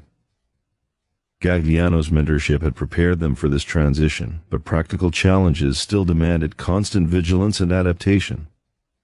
Lessons from this period are both historical and educational. Leadership in any complex system requires anticipation of changing external conditions and the flexibility to adapt without compromising core principles. Succession planning, mentorship, and the cultivation of internal competence are essential to preserving influence through periods of transformation. The experience of Gagliano's successors demonstrates that the longevity of an organization depends not only on operational competence but also on the capacity to anticipate and respond to systemic change. By the early 1990s, the network in New Orleans had endured despite national trends of decline. Gagliano's careful planning, the disciplined execution of his successors, and the integration of strategic foresight into organizational culture allowed it to remain functional and resilient. While the national influence of organized crime was waning, the principles that had sustained Gagliano's leadership: discretion, loyalty management, diversification, risk assessment, and mentorship continued to provide operational stability. Ultimately, Chapter 11 underscores the importance of adaptability, resilience, and the transfer of institutional knowledge in the face of evolving external pressures. Tommy Gagliano's successors faced challenges that their predecessors could not have imagined: heightened federal scrutiny, advanced investigative techniques, and societal shifts that rendered old methods riskier than ever. Yet the foundational principles instilled by Gagliano enabled them to navigate this turbulent period, preserving stability, cohesion, and operational continuity. This period also provides a cautionary lesson. Even the most carefully constructed systems are subject to external forces beyond an individual's control. Successors must combine competence with strategic foresight, cultural adherence, and disciplined execution to navigate evolving conditions. Leadership, therefore, is not merely about authority in the present moment. It is about cultivating systems, skills, and relationships capable of enduring challenges that may arise decades later. In conclusion, Chapter 11 highlights the intersection of legacy, adaptation, and systemic resilience. The decline of organized crime influence nationally created new pressures and risks, but the disciplined planning, mentorship, and strategic foresight embedded by Tommy Gagliano allowed his successors to maintain stability and cohesion. The lessons of this period about adaptability, risk management, mentorship, and the enduring value of foresight extend beyond the context of organized crime, offering guidance for anyone seeking to sustain influence and preserve systems in an ever-changing environment. As the 1990s progressed, Tommy Gagliano's network faced an era defined not only by legal pressure but by the evolving dynamics of modern society. Technology, financial oversight, and more sophisticated law enforcement techniques demanded that the organization adapt its methods while maintaining the principles that had ensured stability for decades. The network's continued survival depended on the ability to modernize operations, streamline communication, and implement innovative strategies without compromising the foundational culture of discretion, loyalty, and strategic foresight instilled by Gagliano himself. These years demonstrated that leadership is as much about adaptation as it is about legacy. Modernization of operations became a central focus for Gagliano's successors, while traditional revenue streams such as gambling, shipping, and entertainment remained important. They required integration with contemporary methods of management and oversight. Financial operations were updated to accommodate increasing legal scrutiny, employing more sophisticated accounting and risk assessment measures. Associates responsible for these operations were trained to navigate modern banking systems, regulatory compliance frameworks, and complex commercial environments, ensuring both operational efficiency and the continued invisibility of sensitive activities. Communication within the network also evolved significantly. Historically, much of Gagliano's influence had relied on direct, face-to-face interactions and discreet intermediaries. By the 1990s, technological advances, including more rapid communication tools and emerging digital methods, required adjustments in how sensitive information was transmitted and decisions coordinated. Leaders emphasized encryption, discrete channels, and layered information systems to preserve confidentiality while allowing for efficient operational execution. This modernization demonstrated a careful balance, embracing new tools without compromising the discretion that had always been central to organizational resilience. Training and mentorship remained critical in this new era. Gagliano's successors recognized that operational modernization would only be effective if associates internalized the principles that had sustained the network for decades. Training programs emphasized judgment, risk analysis, and adherence to organizational philosophy. Associates were taught to approach new challenges methodically, balancing innovation with caution. The integration of modern operational tools with enduring cultural values ensured that the organization could navigate change without losing the cohesion, loyalty, or strategic subtlety that had long defined it. Strategic partnerships and alliances also adapted to modern conditions.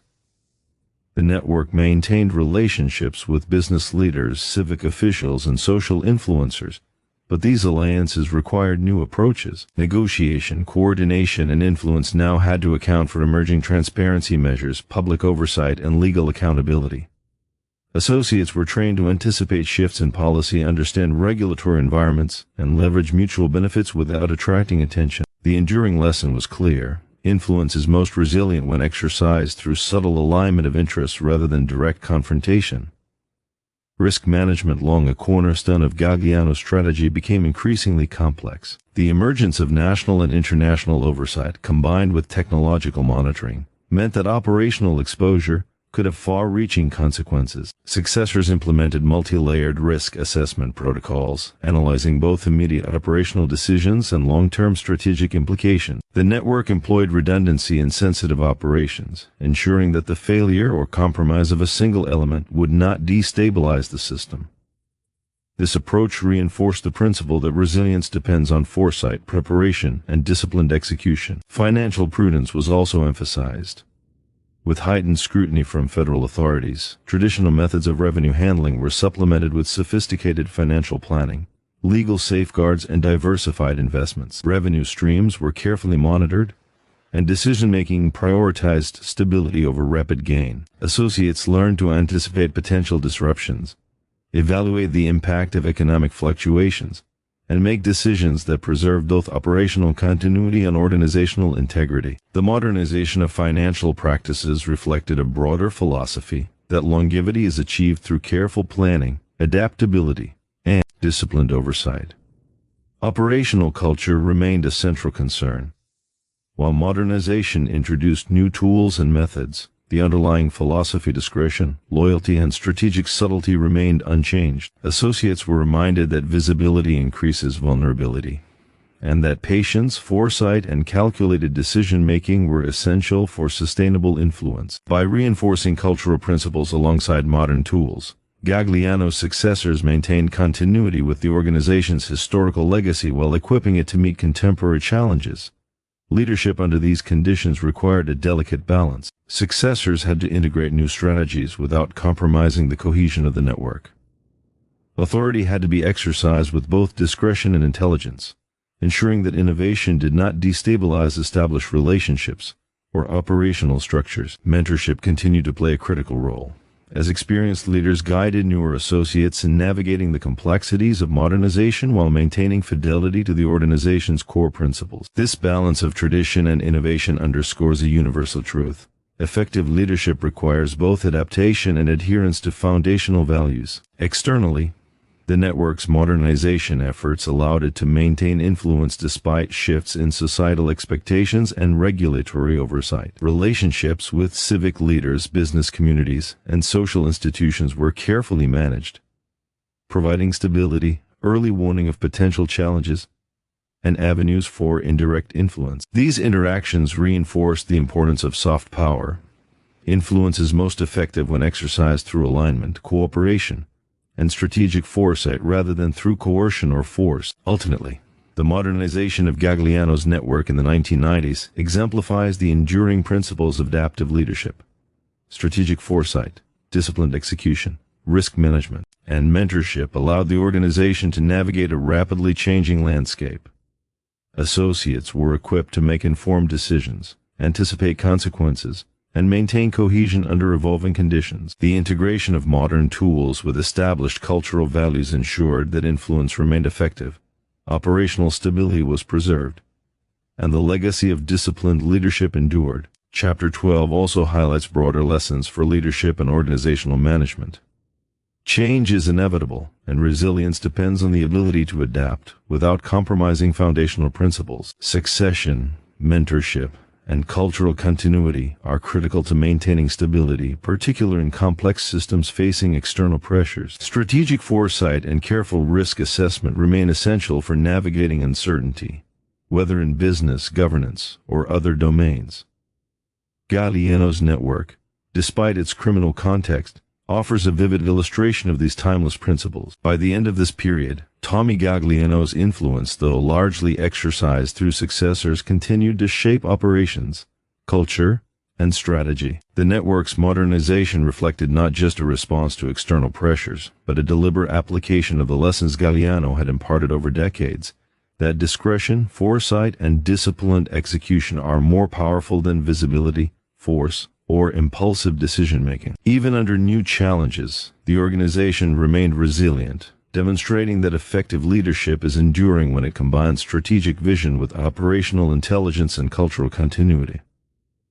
In conclusion, Chapter 12 captures the critical intersection of legacy and adaptation. Gagliano's network modernized to survive in a rapidly evolving environment, integrating new tools, strategies, and operational methods while remaining true to foundational principles. The experience demonstrates that resilience and sustained influence require both innovation and adherence to core values. For modern audiences, the story illustrates that leadership is not static. It demands flexibility, foresight, mentorship, and the careful orchestration of systems, people, and processes to ensure enduring stability and effectiveness. By the mid-1990s, Tommy Gagliano had largely stepped back from active management of the New Orleans network, spending more time observing the organization he had meticulously built over decades. These years offered him a unique perspective, the ability to reflect not only on the operational success of his network, but also on the ethical and societal implications of his life's work. While the influence of the organization was undeniable, so too were the consequences of operating outside the bounds of law.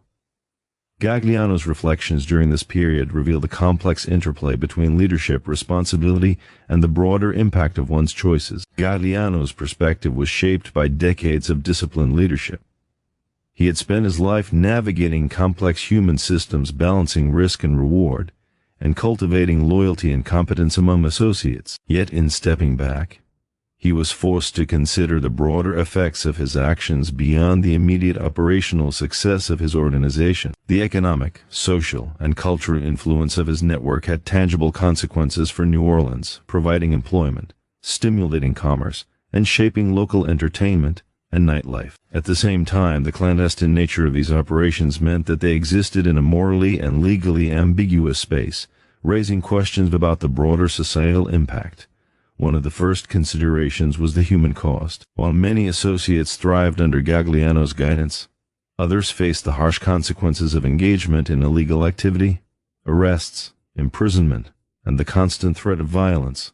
Families were affected, careers disrupted, and lives altered by decisions made within the confines of the network. Observing these outcomes, Gagliano was forced to confront the duality of his legacy. Leadership, he realized, is never morally neutral. The cultivation of power, even when executed with intelligence and foresight, carries ethical responsibilities that extend far beyond the organization itself. Gagliano also reflected on the importance of discretion, subtle influence as tools for leadership. His decades-long success had depended on operating quietly, cultivating loyalty, and exercising power without spectacle. This approach minimized direct harm compared to more violent, high-profile criminal leaders, but it did not eliminate moral complexity. The network's influence extended into legitimate businesses, politics, and social structures, creating benefits for some while exposing others to indirect risks. Gagliano's reflections emphasized a key lesson. Leadership requires constant awareness of the ripple effects of one's decisions and a commitment to guiding influence in a manner that considers the welfare of both direct associates and the broader community. Societal impact was another area of contemplation. Gagliano's network had become deeply woven into the fabric of New Orleans, affecting commerce, employment, and culture. Casinos, clubs, and entertainment venues provided economic stimulation and employment opportunities, while shipping and trade operations contributed to local commerce. Yet these benefits existed alongside the risks associated with illegal activity, financial manipulation, and the potential for corruption. Gagliano's reflections highlight a critical insight. The influence of leadership is multifaceted, shaping society in both visible and invisible ways, and carries responsibilities that extend beyond immediate operational goals. Mentorship and succession became a central theme in his reflections. Gagliano had invested heavily in preparing his successors to manage the network effectively, emphasizing judgment, discretion, and strategic thinking. Observing their application of these lessons, he noted the successes and failures inherent in human systems. While some associates demonstrated exceptional intelligence and foresight, others struggled with the pressures of decision-making under increased legal scrutiny and societal change. These observations reinforced a universal principle. The effectiveness of leadership depends not only on strategy but also on the careful cultivation of human competence and ethical awareness. Ethical considerations weighed heavily in Gagliano's contemplation. He understood that influence carries moral weight, and that decisions, even when executed strategically and effectively, can have profound consequences. The tension between operational success and societal impact became apparent as he considered the broader outcomes of his leadership. While his network had survived decades of external pressure and internal complexity, it had also exposed many individuals to risk and potential harm. This reflection underscored an essential lesson. Leadership is most responsible when it accounts for both operational objectives and the ethical implications of one's actions. The evolution of law enforcement and societal expectations also influenced Gagliano's reflections. By the 1990s, enhanced investigative methods, federal legislation, and public awareness had transformed the environment in which his network operated. The risks and consequences of illegal activity were more visible and more severe than during earlier decades. Gagliano observed that adaptability, foresight, and disciplined execution were not only strategic necessities but also moral imperatives. Leaders must anticipate consequences, manage risk, and guide influence in ways that minimize harm while preserving the integrity and stability of the systems they oversee. Another dimension of reflection concerned the sustainability of influence. Gagliano had always emphasized long-term planning, succession, and the cultivation of loyalty. Observing the application of these principles, he realized that enduring influence depends on balance, balancing discretion with operational effectiveness, ambition with stability, and authority with mentorship. Leadership is not defined solely by immediate success or personal gain. It is measured by the resilience of systems, the competence of successors, and the broader consequences of decisions on society and individuals alike. Gagliano also considered the lessons that could be drawn from his life for future generations. While his story exists within the context of organized crime, the underlying principles, strategic foresight, disciplined execution, risk management, mentorship, and operational subtlety are universally relevant. He recognized that understanding the consequences of one's decisions, cultivating human competence, and managing influence responsibly are critical for leaders in any domain. These reflections underscore the importance of foresight, ethical awareness, and adaptability as hallmarks of enduring leadership. As the organization continued to operate under the guidance of trained successors, Gagliano's observations provided valuable insight into the balance between innovation and tradition. Modern operational tools, evolving legal frameworks, and societal change required associates to adapt while maintaining the core values he had instilled. Gagliano noted that leadership is an ongoing responsibility. It extends beyond the exercise of authority to include the guidance of others, the preservation of ethical standards, and the assessment of long-term impact. His reflections highlight the enduring nature of leadership. It is both strategic and moral, operational and ethical, immediate and long-term. Ultimately, Chapter 13 captures a period of deep reflection, ethical awareness, and observation. Tommy Gagliano's contemplations illuminate the complex relationship between leadership, influence, and responsibility. While his network had endured and prospered, he recognized the human, social, and moral consequences inherent in the exercise of power. His reflections emphasize the importance of balancing operational success with ethical responsibility, cultivating capable successors, and considering the broader societal impact of one's decisions. In conclusion, Chapter 13 underscores that leadership is not only about strategy or authority, it is about responsibility, foresight, and the ethical application of influence. Tommy Gagliano's reflections provide a nuanced understanding of how complex systems operate, how human behavior intersects with leadership, and how the consequences of decisions ripple through both organizations and society. His story serves as a reminder that enduring influence requires both intelligence and ethical awareness, and that the ultimate measure of leadership is the combination of operational success, resilience, and responsibility toward others. By the late 1990s, the New Orleans network established under Tommy Gagliano had reached a stage that could best be described as consolidation, a period in which the operational philosophy, culture, and leadership principles he had instilled were fully integrated into the organization's daily functioning. This stage was less about expansion or revenue generation and more about ensuring the resilience, stability, and integrity of a system that had endured decades of challenges. Gagliano's successors, guided by his mentorship and the organizational structures he had put in place, faced the complex task of preserving operational cohesion while navigating evolving social, legal, and economic landscapes. The first principle of consolidation was the codification of organizational philosophy. Gagliano's leadership style, characterized by discretion, strategic foresight, and a careful balance between authority and delegation, was now deeply embedded in the culture of the network. Associates were trained to approach all operations, whether legitimate business ventures or controlled clandestine activities, with an emphasis on risk assessment, judgment, and long-term stability. Leadership decisions were increasingly guided by the principles of patience, strategic alignment, and operational subtlety, reflecting a culture in which impulsive or visible action was discouraged in favor of measured, disciplined execution. Mentorship remained central to this phase of organizational development. Gagliano's successors understood that sustaining influence required more than structural stability. It required the cultivation of competent, reliable, and ethically aware individuals capable of executing complex operations. Experienced associates took responsibility for guiding newer members, reinforcing the organization's philosophy, and ensuring adherence to established protocols. This process created a self-reinforcing culture in which operational knowledge, strategic insight, and ethical awareness were transmitted systematically, minimizing the risk of mistakes or internal conflicts that could destabilize the network. A critical aspect of consolidation was the reinforcement of loyalty and accountability.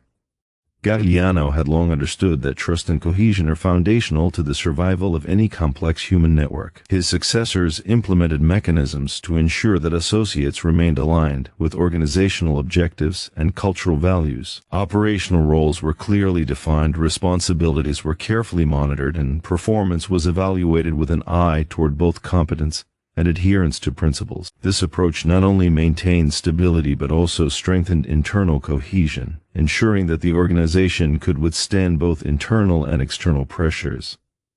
Strategic wisdom was applied consistently in navigating changing societal conditions. By the late 1990s, regulatory frameworks, public scrutiny, and legal enforcement had intensified, requiring the network to adapt without compromising its foundational philosophy.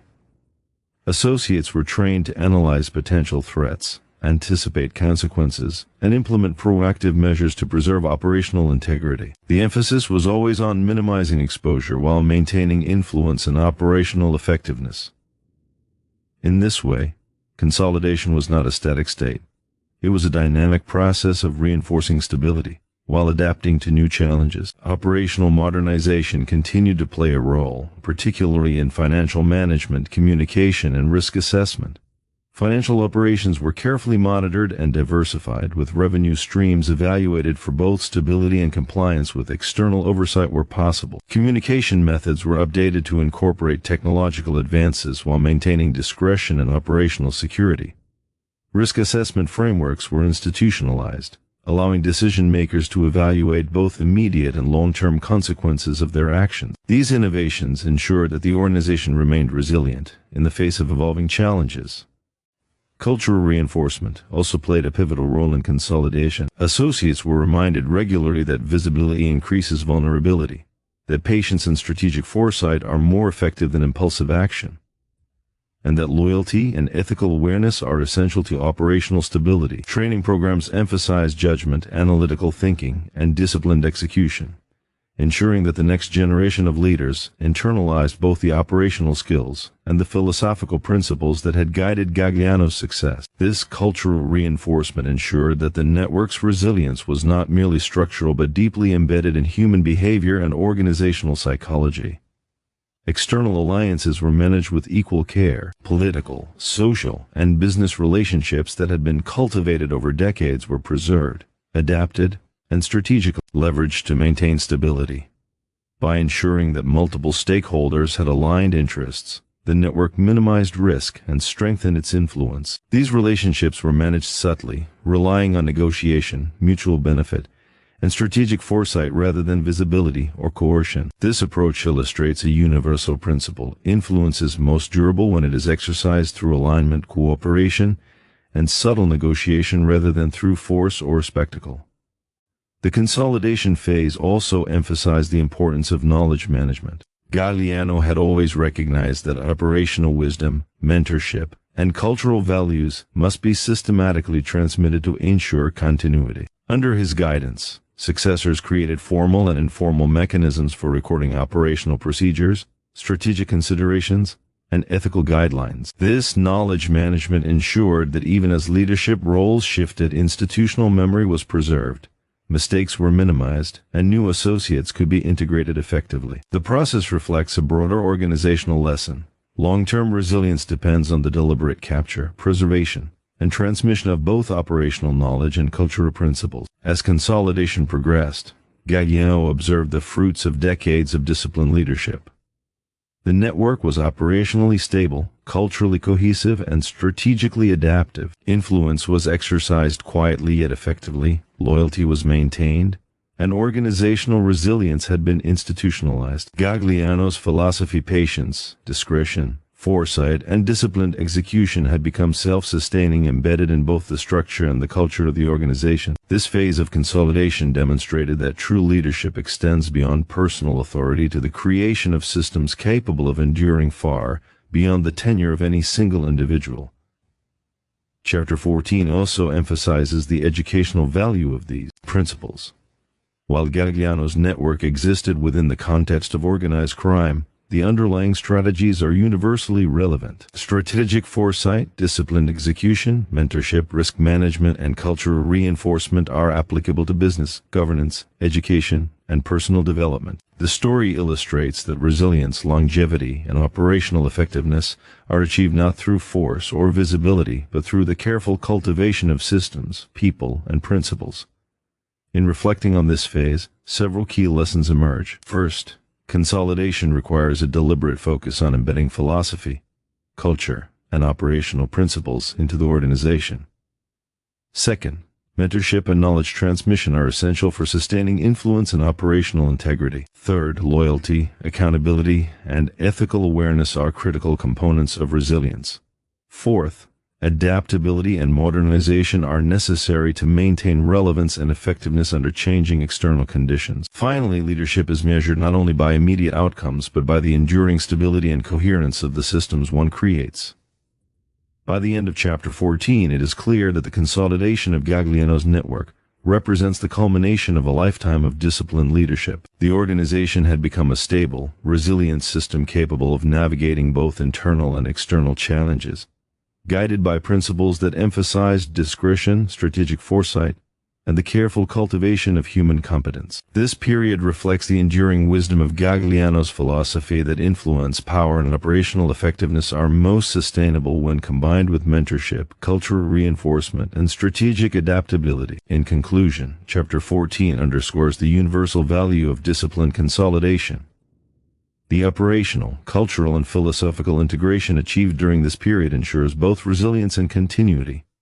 Tommy Gagliano's leadership demonstrates that long-term influence is cultivated not through visibility or coercion, but through the careful orchestration of systems, the cultivation of human capability, and the application of strategic wisdom. For modern audiences, the lessons of consolidation offer guidance in leadership, organizational management, and the thoughtful exercise of influence under changing conditions. By the early 2000s, Tommy Gagliano's life had entered a period defined by reflection, observation, and the quiet satisfaction of having seen decades of careful planning bear fruit. The network he had built and nurtured over nearly half a century continued to operate under the guidance of successors, who had internalized his principles of leadership, discretion, and strategic foresight. While Gagliano himself had long since stepped back from day-to-day operations, his influence remained embedded in every aspect of the organization. These final decades of his life offered him the opportunity to consider not only operational legacy, but the broader implications of leadership, ethics, and societal impact.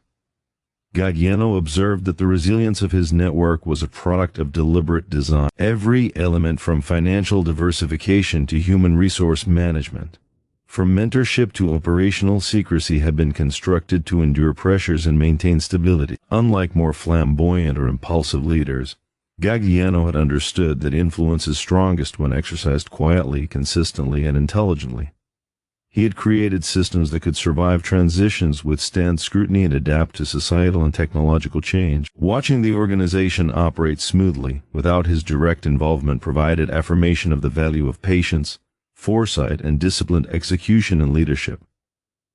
At the same time, Gagliano was acutely aware of the moral dimensions of his legacy. While the network had contributed to economic activity, employment, and social engagement in New Orleans, it had also existed in violation of the law and carried inherent risks for associates and their families. Reflecting on these consequences, Gagliano recognized that leadership cannot be divorced from ethical responsibility. Success is measured not only by operational achievement or organizational longevity, but by the broader consequences of one's decisions on people, communities, and society. This understanding informed his quiet counsel to successors: to exercise influence carefully, to prioritize foresight over immediate gain, and to always consider the human and societal impact of their actions. Mentorship remained central to Gagliano's reflections. He had spent decades training and guiding associates in the principles of discretion, strategic thinking, risk assessment, and ethical awareness. Observing their application of these lessons, he noted how effectively the next generation had internalized these principles. Yet he also saw the challenges inherent in operating under new social, legal, and technological conditions. The emphasis on mentorship was not merely operational, it was ethical and philosophical. Gagliano understood that leadership is ultimately about preparing others to navigate complexity, make disciplined decisions, and uphold the values necessary for long-term stability. One of the key themes of this period was the balance between adaptation and tradition. The organization had modernized, incorporating new financial practices, communication tools, and operational methods to respond to evolving conditions. Yet, these innovations were always integrated with the timeless principles Gagliano had established: patience, discretion, strategic alignment, and loyalty management. He observed that successful leadership depends on this balance, adapting to external change without compromising foundational principles. The stability and resilience of the network were proof that this philosophy was effective in practice. Gagliano's reflections also extended to the broader societal context. He had witnessed firsthand how influence, even when exercised quietly, can shape communities, economies, and social structures. Casinos, entertainment venues, shipping operations, and other enterprises had provided employment and economic stimulation, while the network's interactions with business and civic leaders had created subtle but enduring influence. Yet he also understood the dangers of operating outside legal frameworks: exposure to law enforcement, the potential for corruption, and the human cost to associates and their families. His observations reinforced the universal lesson that leadership carries responsibility not only to one's organization but to society as a whole. The concept of legacy was central to Gagliano's final decades. Unlike leaders who focused solely on personal power, he measured success by the sustainability and integrity of the systems he had created. The organization's continued operational stability, the competence of successors, and the adherence to established principles were the clearest indicators of his enduring influence. He understood that legacy is not about notoriety or immediate recognition. It is about the careful orchestration of people, systems, and principles that continue to function long after one has stepped back. Leadership wisdom was another aspect of his reflections. Gagliano had always emphasized foresight, patience, and strategic decision-making. These lessons were particularly relevant in the evolving landscape of the early 21st century, where technological innovation, regulatory scrutiny, and social change altered the environment in which influence could be exercised. He observed that the principles he had instilled, risk management, disciplined execution, mentorship, and operational discretion, were universally applicable to any complex human system. They provided insight not only into survival and success, but into responsible and sustainable influence. The human dimension of leadership was also a recurring theme. Gagliano recognized that no system, regardless of sophistication, could function without capable and loyal individuals. The cultivation of human competence, ethical awareness, and operational judgment had been central to his philosophy. Observing his successors, he noted how effective mentorship and disciplined training had created a cadre of leaders capable of navigating complexity, making informed decisions, and preserving the stability of the organization. This reinforced the idea that leadership is as much about people as it is about systems, strategy, or operational expertise. By this stage of his life, Gagliano's reflections had crystallized into a comprehensive understanding of the interplay between leadership, ethics, and societal impact. He recognized that power is never neutral. It affects individuals, communities, and institutions in ways that extend beyond immediate operational goals. The lessons of his life were clear. Influence is strongest and most sustainable when exercised with foresight, discretion, and ethical awareness. Mentorship and cultural continuity are essential for resilience, and operational stability depends on the careful integration of people, systems, and principles. Ultimately, Chapter 15 demonstrates the culmination of a lifetime of disciplined leadership. Gagliano's final decades were marked not by active expansion or high-profile action, but by reflection, observation, and the quiet satisfaction of seeing his philosophy embedded in a resilient, adaptive organization. The legacy he observed was a testament to the enduring value of strategic foresight, disciplined execution, mentorship, and ethical consideration. For those who study leadership, strategy, or organizational resilience, his story provides insight into the subtle but profound mechanisms by which influence, stability, and ethical responsibility are maintained over decades. In conclusion, Chapter 15 emphasizes that leadership is not defined solely by immediate outcomes or personal power. It is measured by the resilience of the systems created, the competence of successors, the ethical application of influence, and the broader societal impact of one's decisions. Tommy Gagliano's reflections offered a timeless lesson. True leadership combines operational intelligence, strategic foresight, human management, and ethical awareness, creating enduring influence that extends far beyond the individual and the immediate moment. By the early 2010s, Tommy Gagliano's story had transitioned from an active operational narrative to one of reflection, analysis, and enduring influence. While the man himself had largely receded from public and operational view, the principles he had instilled continued to shape the organization he had built, and, more importantly, offered timeless lessons for leadership, strategy, and human management. This period underscores the enduring value of foresight, mentorship, and disciplined execution, illustrating how principles cultivated in one context, no matter how morally ambiguous, can provide guidance for legal and ethical applications in broader organizational and societal frameworks. One of the most striking aspects of Gagliano's legacy is the emphasis on strategic foresight. Throughout his life, he had demonstrated an exceptional ability to anticipate challenges, evaluate risk, and align operational decisions with long-term objectives. This skill allowed him to navigate the unpredictable dynamics of organized crime, political relationships, and social systems with minimal disruption. By studying his approach, one can appreciate that strategic foresight is not merely predicting immediate outcomes. It is about understanding the complex interplay of human behavior, systemic constraints, and external forces, and making disciplined decisions that optimize resilience and continuity. Mentorship was equally central to the enduring influence of Gagliano's life. Over decades, he cultivated a culture in which knowledge, judgment, and operational philosophy were passed down intentionally and systematically. Associates were trained not only to execute tasks, but to think critically, assess risk, and make decisions aligned with the organization's principles. This emphasis on human capital ensured that the network could function effectively even in the absence of its founder. In modern contexts, the lesson is clear: the sustainability of any system, whether corporate, civic, or social, depends on the thoughtful cultivation of capable and ethically aware individuals who internalize both operational competence and organizational philosophy. Gagliano's life also illustrates the power of operational subtlety. Unlike leaders who rely on visibility, intimidation, or immediate force, he exercised influence quietly, relying on networks, relationships, and indirect leverage. This subtlety allowed him to maintain stability over decades and demonstrates a broader leadership principle.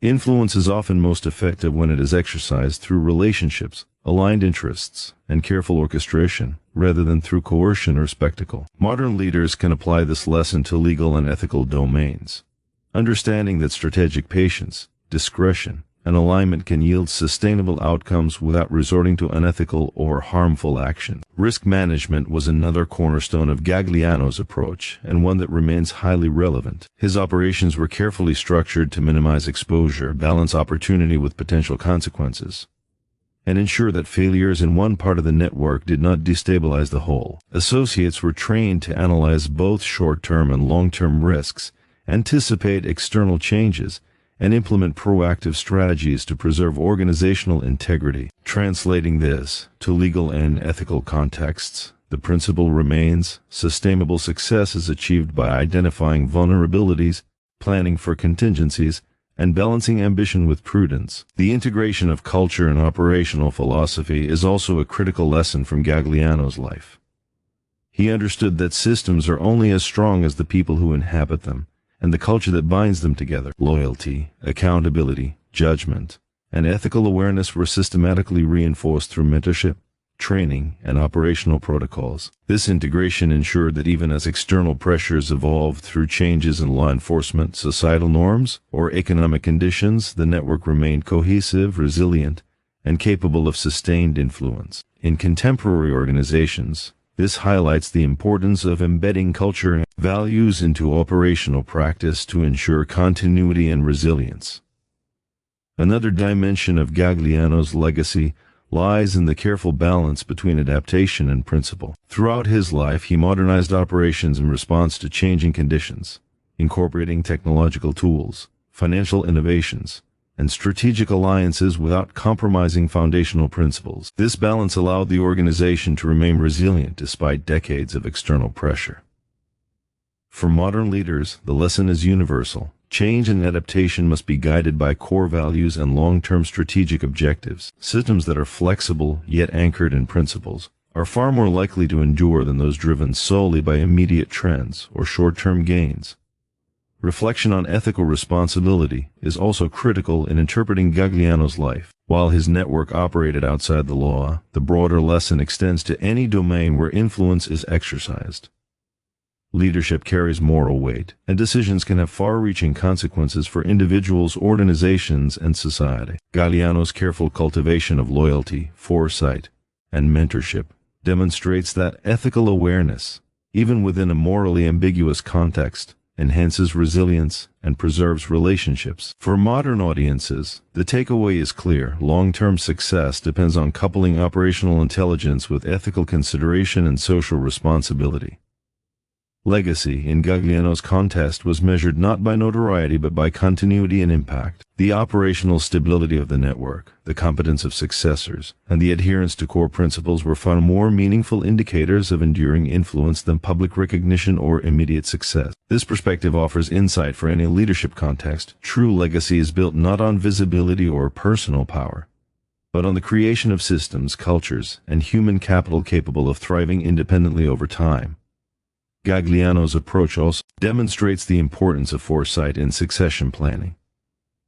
By embedding operational knowledge, cultural principles, and strategic insight into his successors, he ensured that the network could survive generational transition. This reinforces a universal principle. The sustainability of any organization depends on the deliberate preparation of future leaders, the cultivation of judgment, and the transmission of values and operational competence. Succession is not simply a logistical process. It is a moral and strategic responsibility that determines the long-term viability of any system. In examining the broader societal implications, Gagliano's life underscores that influence can extend far beyond immediate operational spheres. His network affected economic activity, employment, commerce, and social dynamics, illustrating how leadership decisions resonate through communities and institutions. While the ethical context differs, modern leaders can learn from this dynamic. The exercise of influence carries responsibility, and the outcomes of decisions, whether intended or unintended, have ripple effects that shape environments, relationships, and organizational ecosystems. Ultimately, Chapter 16 highlights the synthesis of strategy, mentorship, ethics, and long-term planning. Gagliano's life provides a case study in the power of disciplined foresight, operational subtlety, human capital cultivation, and cultural reinforcement. While his methods were rooted in a criminal context, the lessons are widely applicable. Leaders who combine strategic vision, ethical awareness, mentorship, and adaptive execution create influence that is enduring, resilient, and socially responsible. In conclusion, Chapter 16 emphasizes that leadership is defined not by immediate authority or short-term results, but by the ability to cultivate systems, people, and principles that endure over time. Tommy Gagliano's life demonstrates that strategic foresight, disciplined execution, mentorship, ethical awareness, and cultural continuity are the hallmarks of influence capable of lasting impact. Modern audiences can draw from his story lessons in resilience, responsible leadership, and the careful orchestration of human, operational, and ethical systems to achieve long-term success in legal and positive contexts. As the story of Tommy Gagliano's life draws to a close, it becomes clear that his true legacy was never about notoriety, violence, or power for its own sake. Instead, it was about the disciplined cultivation of influence, the careful orchestration of systems, and the mentorship of individuals capable of carrying forward a philosophy rooted in foresight, patience, and strategic intelligence. The final chapter of his journey offers an opportunity not only to recount the culmination of decades of leadership, but also to extract lessons that resonate far beyond the world of organized crime, applying to leadership, personal development, and societal responsibility in universally relevant ways.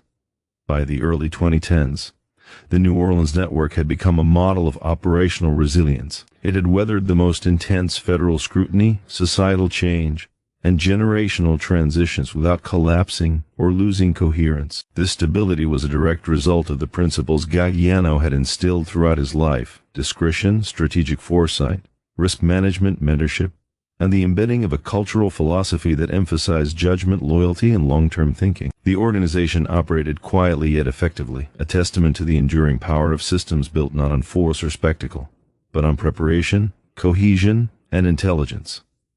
Gagliano's reflections during this final period highlight the universal importance of foresight. His life illustrates that the most enduring influence is achieved by anticipating challenges, analyzing risks, and making disciplined decisions that balance immediate operational needs with long-term outcomes. The foresight extended beyond the immediate operations of his network. It encompassed the cultivation of human capital, the alignment of resources, and the careful management of relationships. Modern leaders can draw from this principle by understanding that sustainability and resilience require looking beyond short-term gains to anticipate how decisions will affect people, systems, and outcomes over years or decades. Mentorship, another cornerstone of Gagliano's philosophy, remained vital to the network's success. He had spent decades training associates to internalize principles of strategic judgment, ethical awareness, and disciplined execution. By empowering successors to make independent decisions while maintaining adherence to core principles, he ensured that the organization could survive even in his absence. This emphasis on mentorship provides a clear lesson.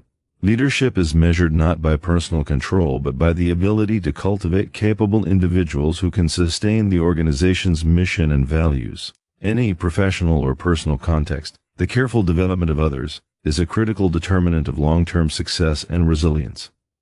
A particularly powerful theme from the final chapter of Gagliano's story is the ethical responsibility inherent in leadership. While his network existed outside the law, the broader lesson transcends legality. Every leader, regardless of context, must consider the consequences of their decisions on individuals, organizations, and society. Gagliano's deliberate approach, balancing operational objectives with risk assessment, loyalty, and discretion, demonstrates that influence carries moral weight. Decisions have ripple effects that extend far beyond immediate outcomes, and the most responsible leaders are those who anticipate these effects and act to minimize harm while achieving their goals. Operational subtlety, consistently emphasized throughout Gagliano's life, was also a hallmark of his enduring influence. He understood that visible action, while dramatic, often invites risk and undermines stability.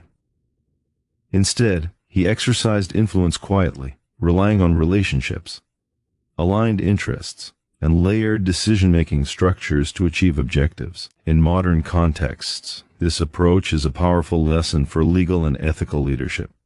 Subtle, deliberate, and intelligence-driven influence often produces more sustainable outcomes than coercion, force, or short-term tactics. Leadership effectiveness is measured not by immediate visibility, but by the ability to achieve long-term results with minimal risk and disruption. Another key insight from the culmination of Gagliano's life is the integration of culture and operational philosophy. The network's resilience was not only a product of systems or strategy, but of the values embedded within its human capital. Loyalty, discretion, judgment, and patience were cultivated through mentorship, reinforced through operational practice, and codified within organizational protocols. By embedding these values deeply, Gagliano ensured that the network could withstand generational change, external pressures, and societal shifts without losing coherence. This lesson is widely applicable in any organization. Culture is the invisible architecture that supports strategy, shapes behavior, and sustains resilience. As Gagliano observed the continued success of his network, he recognized adaptability must always coexist with principle. The operational environment had changed dramatically over decades. Technological advancements, regulatory oversight, societal expectations, and generational transitions all demanded flexibility. Yet at every step, the organization's core philosophy remained intact. This balance between adaptation and principle is a critical lesson for leaders across all domains. Innovation and responsiveness must be guided by enduring values to ensure long-term sustainability. Systems that are flexible but lack a foundation in principle risk instability, while systems that are rigid fail to survive change. The societal dimension of Gagliano's reflections also offers important insights. Influence, when exercised thoughtfully, can have far-reaching effects on communities, economies, and social networks. His network impacted employment, commerce, and social dynamics in New Orleans, demonstrating that leadership decisions resonate far beyond their immediate operational context. Modern leaders can learn from this principle. Responsible influence involves awareness of the broader consequences of decisions, and sustainable leadership requires consideration of both operational effectiveness and societal impact. In synthesizing the lessons of his life, several themes emerge clearly. Strategic foresight enables leaders to navigate complexity and anticipate challenges. Mentorship cultivates capable successors and preserves institutional knowledge. Ethical awareness ensures decisions minimize harm and promote sustainability. Operational subtlety allows influence to be exercised effectively without unnecessary risk. Cultural reinforcement binds people to shared values and principles. Adaptability ensures systems remain resilient under changing conditions. Together, these elements define leadership that endures beyond the individual and creates lasting impact. The final reflections of Gagliano's life also emphasize motivation and action for contemporary audiences. While his story exists within a criminal context, the principles it illuminates are applicable in legal, ethical, and constructive domains. Leaders, professionals, and individuals can learn from his emphasis on foresight, mentorship, adaptability, and ethical awareness. Success is not merely about immediate gain or visibility. It is about building systems, relationships, and competencies capable of enduring, thriving, and positively impacting society. The ultimate motivation lies in understanding that disciplined, ethical, and intelligent produces influence that lasts far beyond one's own lifetime. Chapter 17 concludes the story of Tommy Gagliano not with dramatic events or criminal exploits, but with a meditation on enduring leadership. His life demonstrates that influence, power, and operational success are most sustainable when paired with foresight, mentorship, ethical awareness, and cultural integration. The network he built endured because it was carefully designed, guided by principle, and executed with intelligence, patience, and subtlety. These lessons transcend context and provide insight into the timeless elements of leadership, resilience, and societal impact. Tommy Gagliano's story offers a roadmap for enduring leadership. Plan strategically, act with foresight, mentor diligently, maintain ethical awareness, integrate culture with operations, and balance adaptability with principle. These lessons, drawn from decades of observation, action, and reflection, provide motivation and guidance for anyone seeking to lead effectively, sustainably, and responsibly.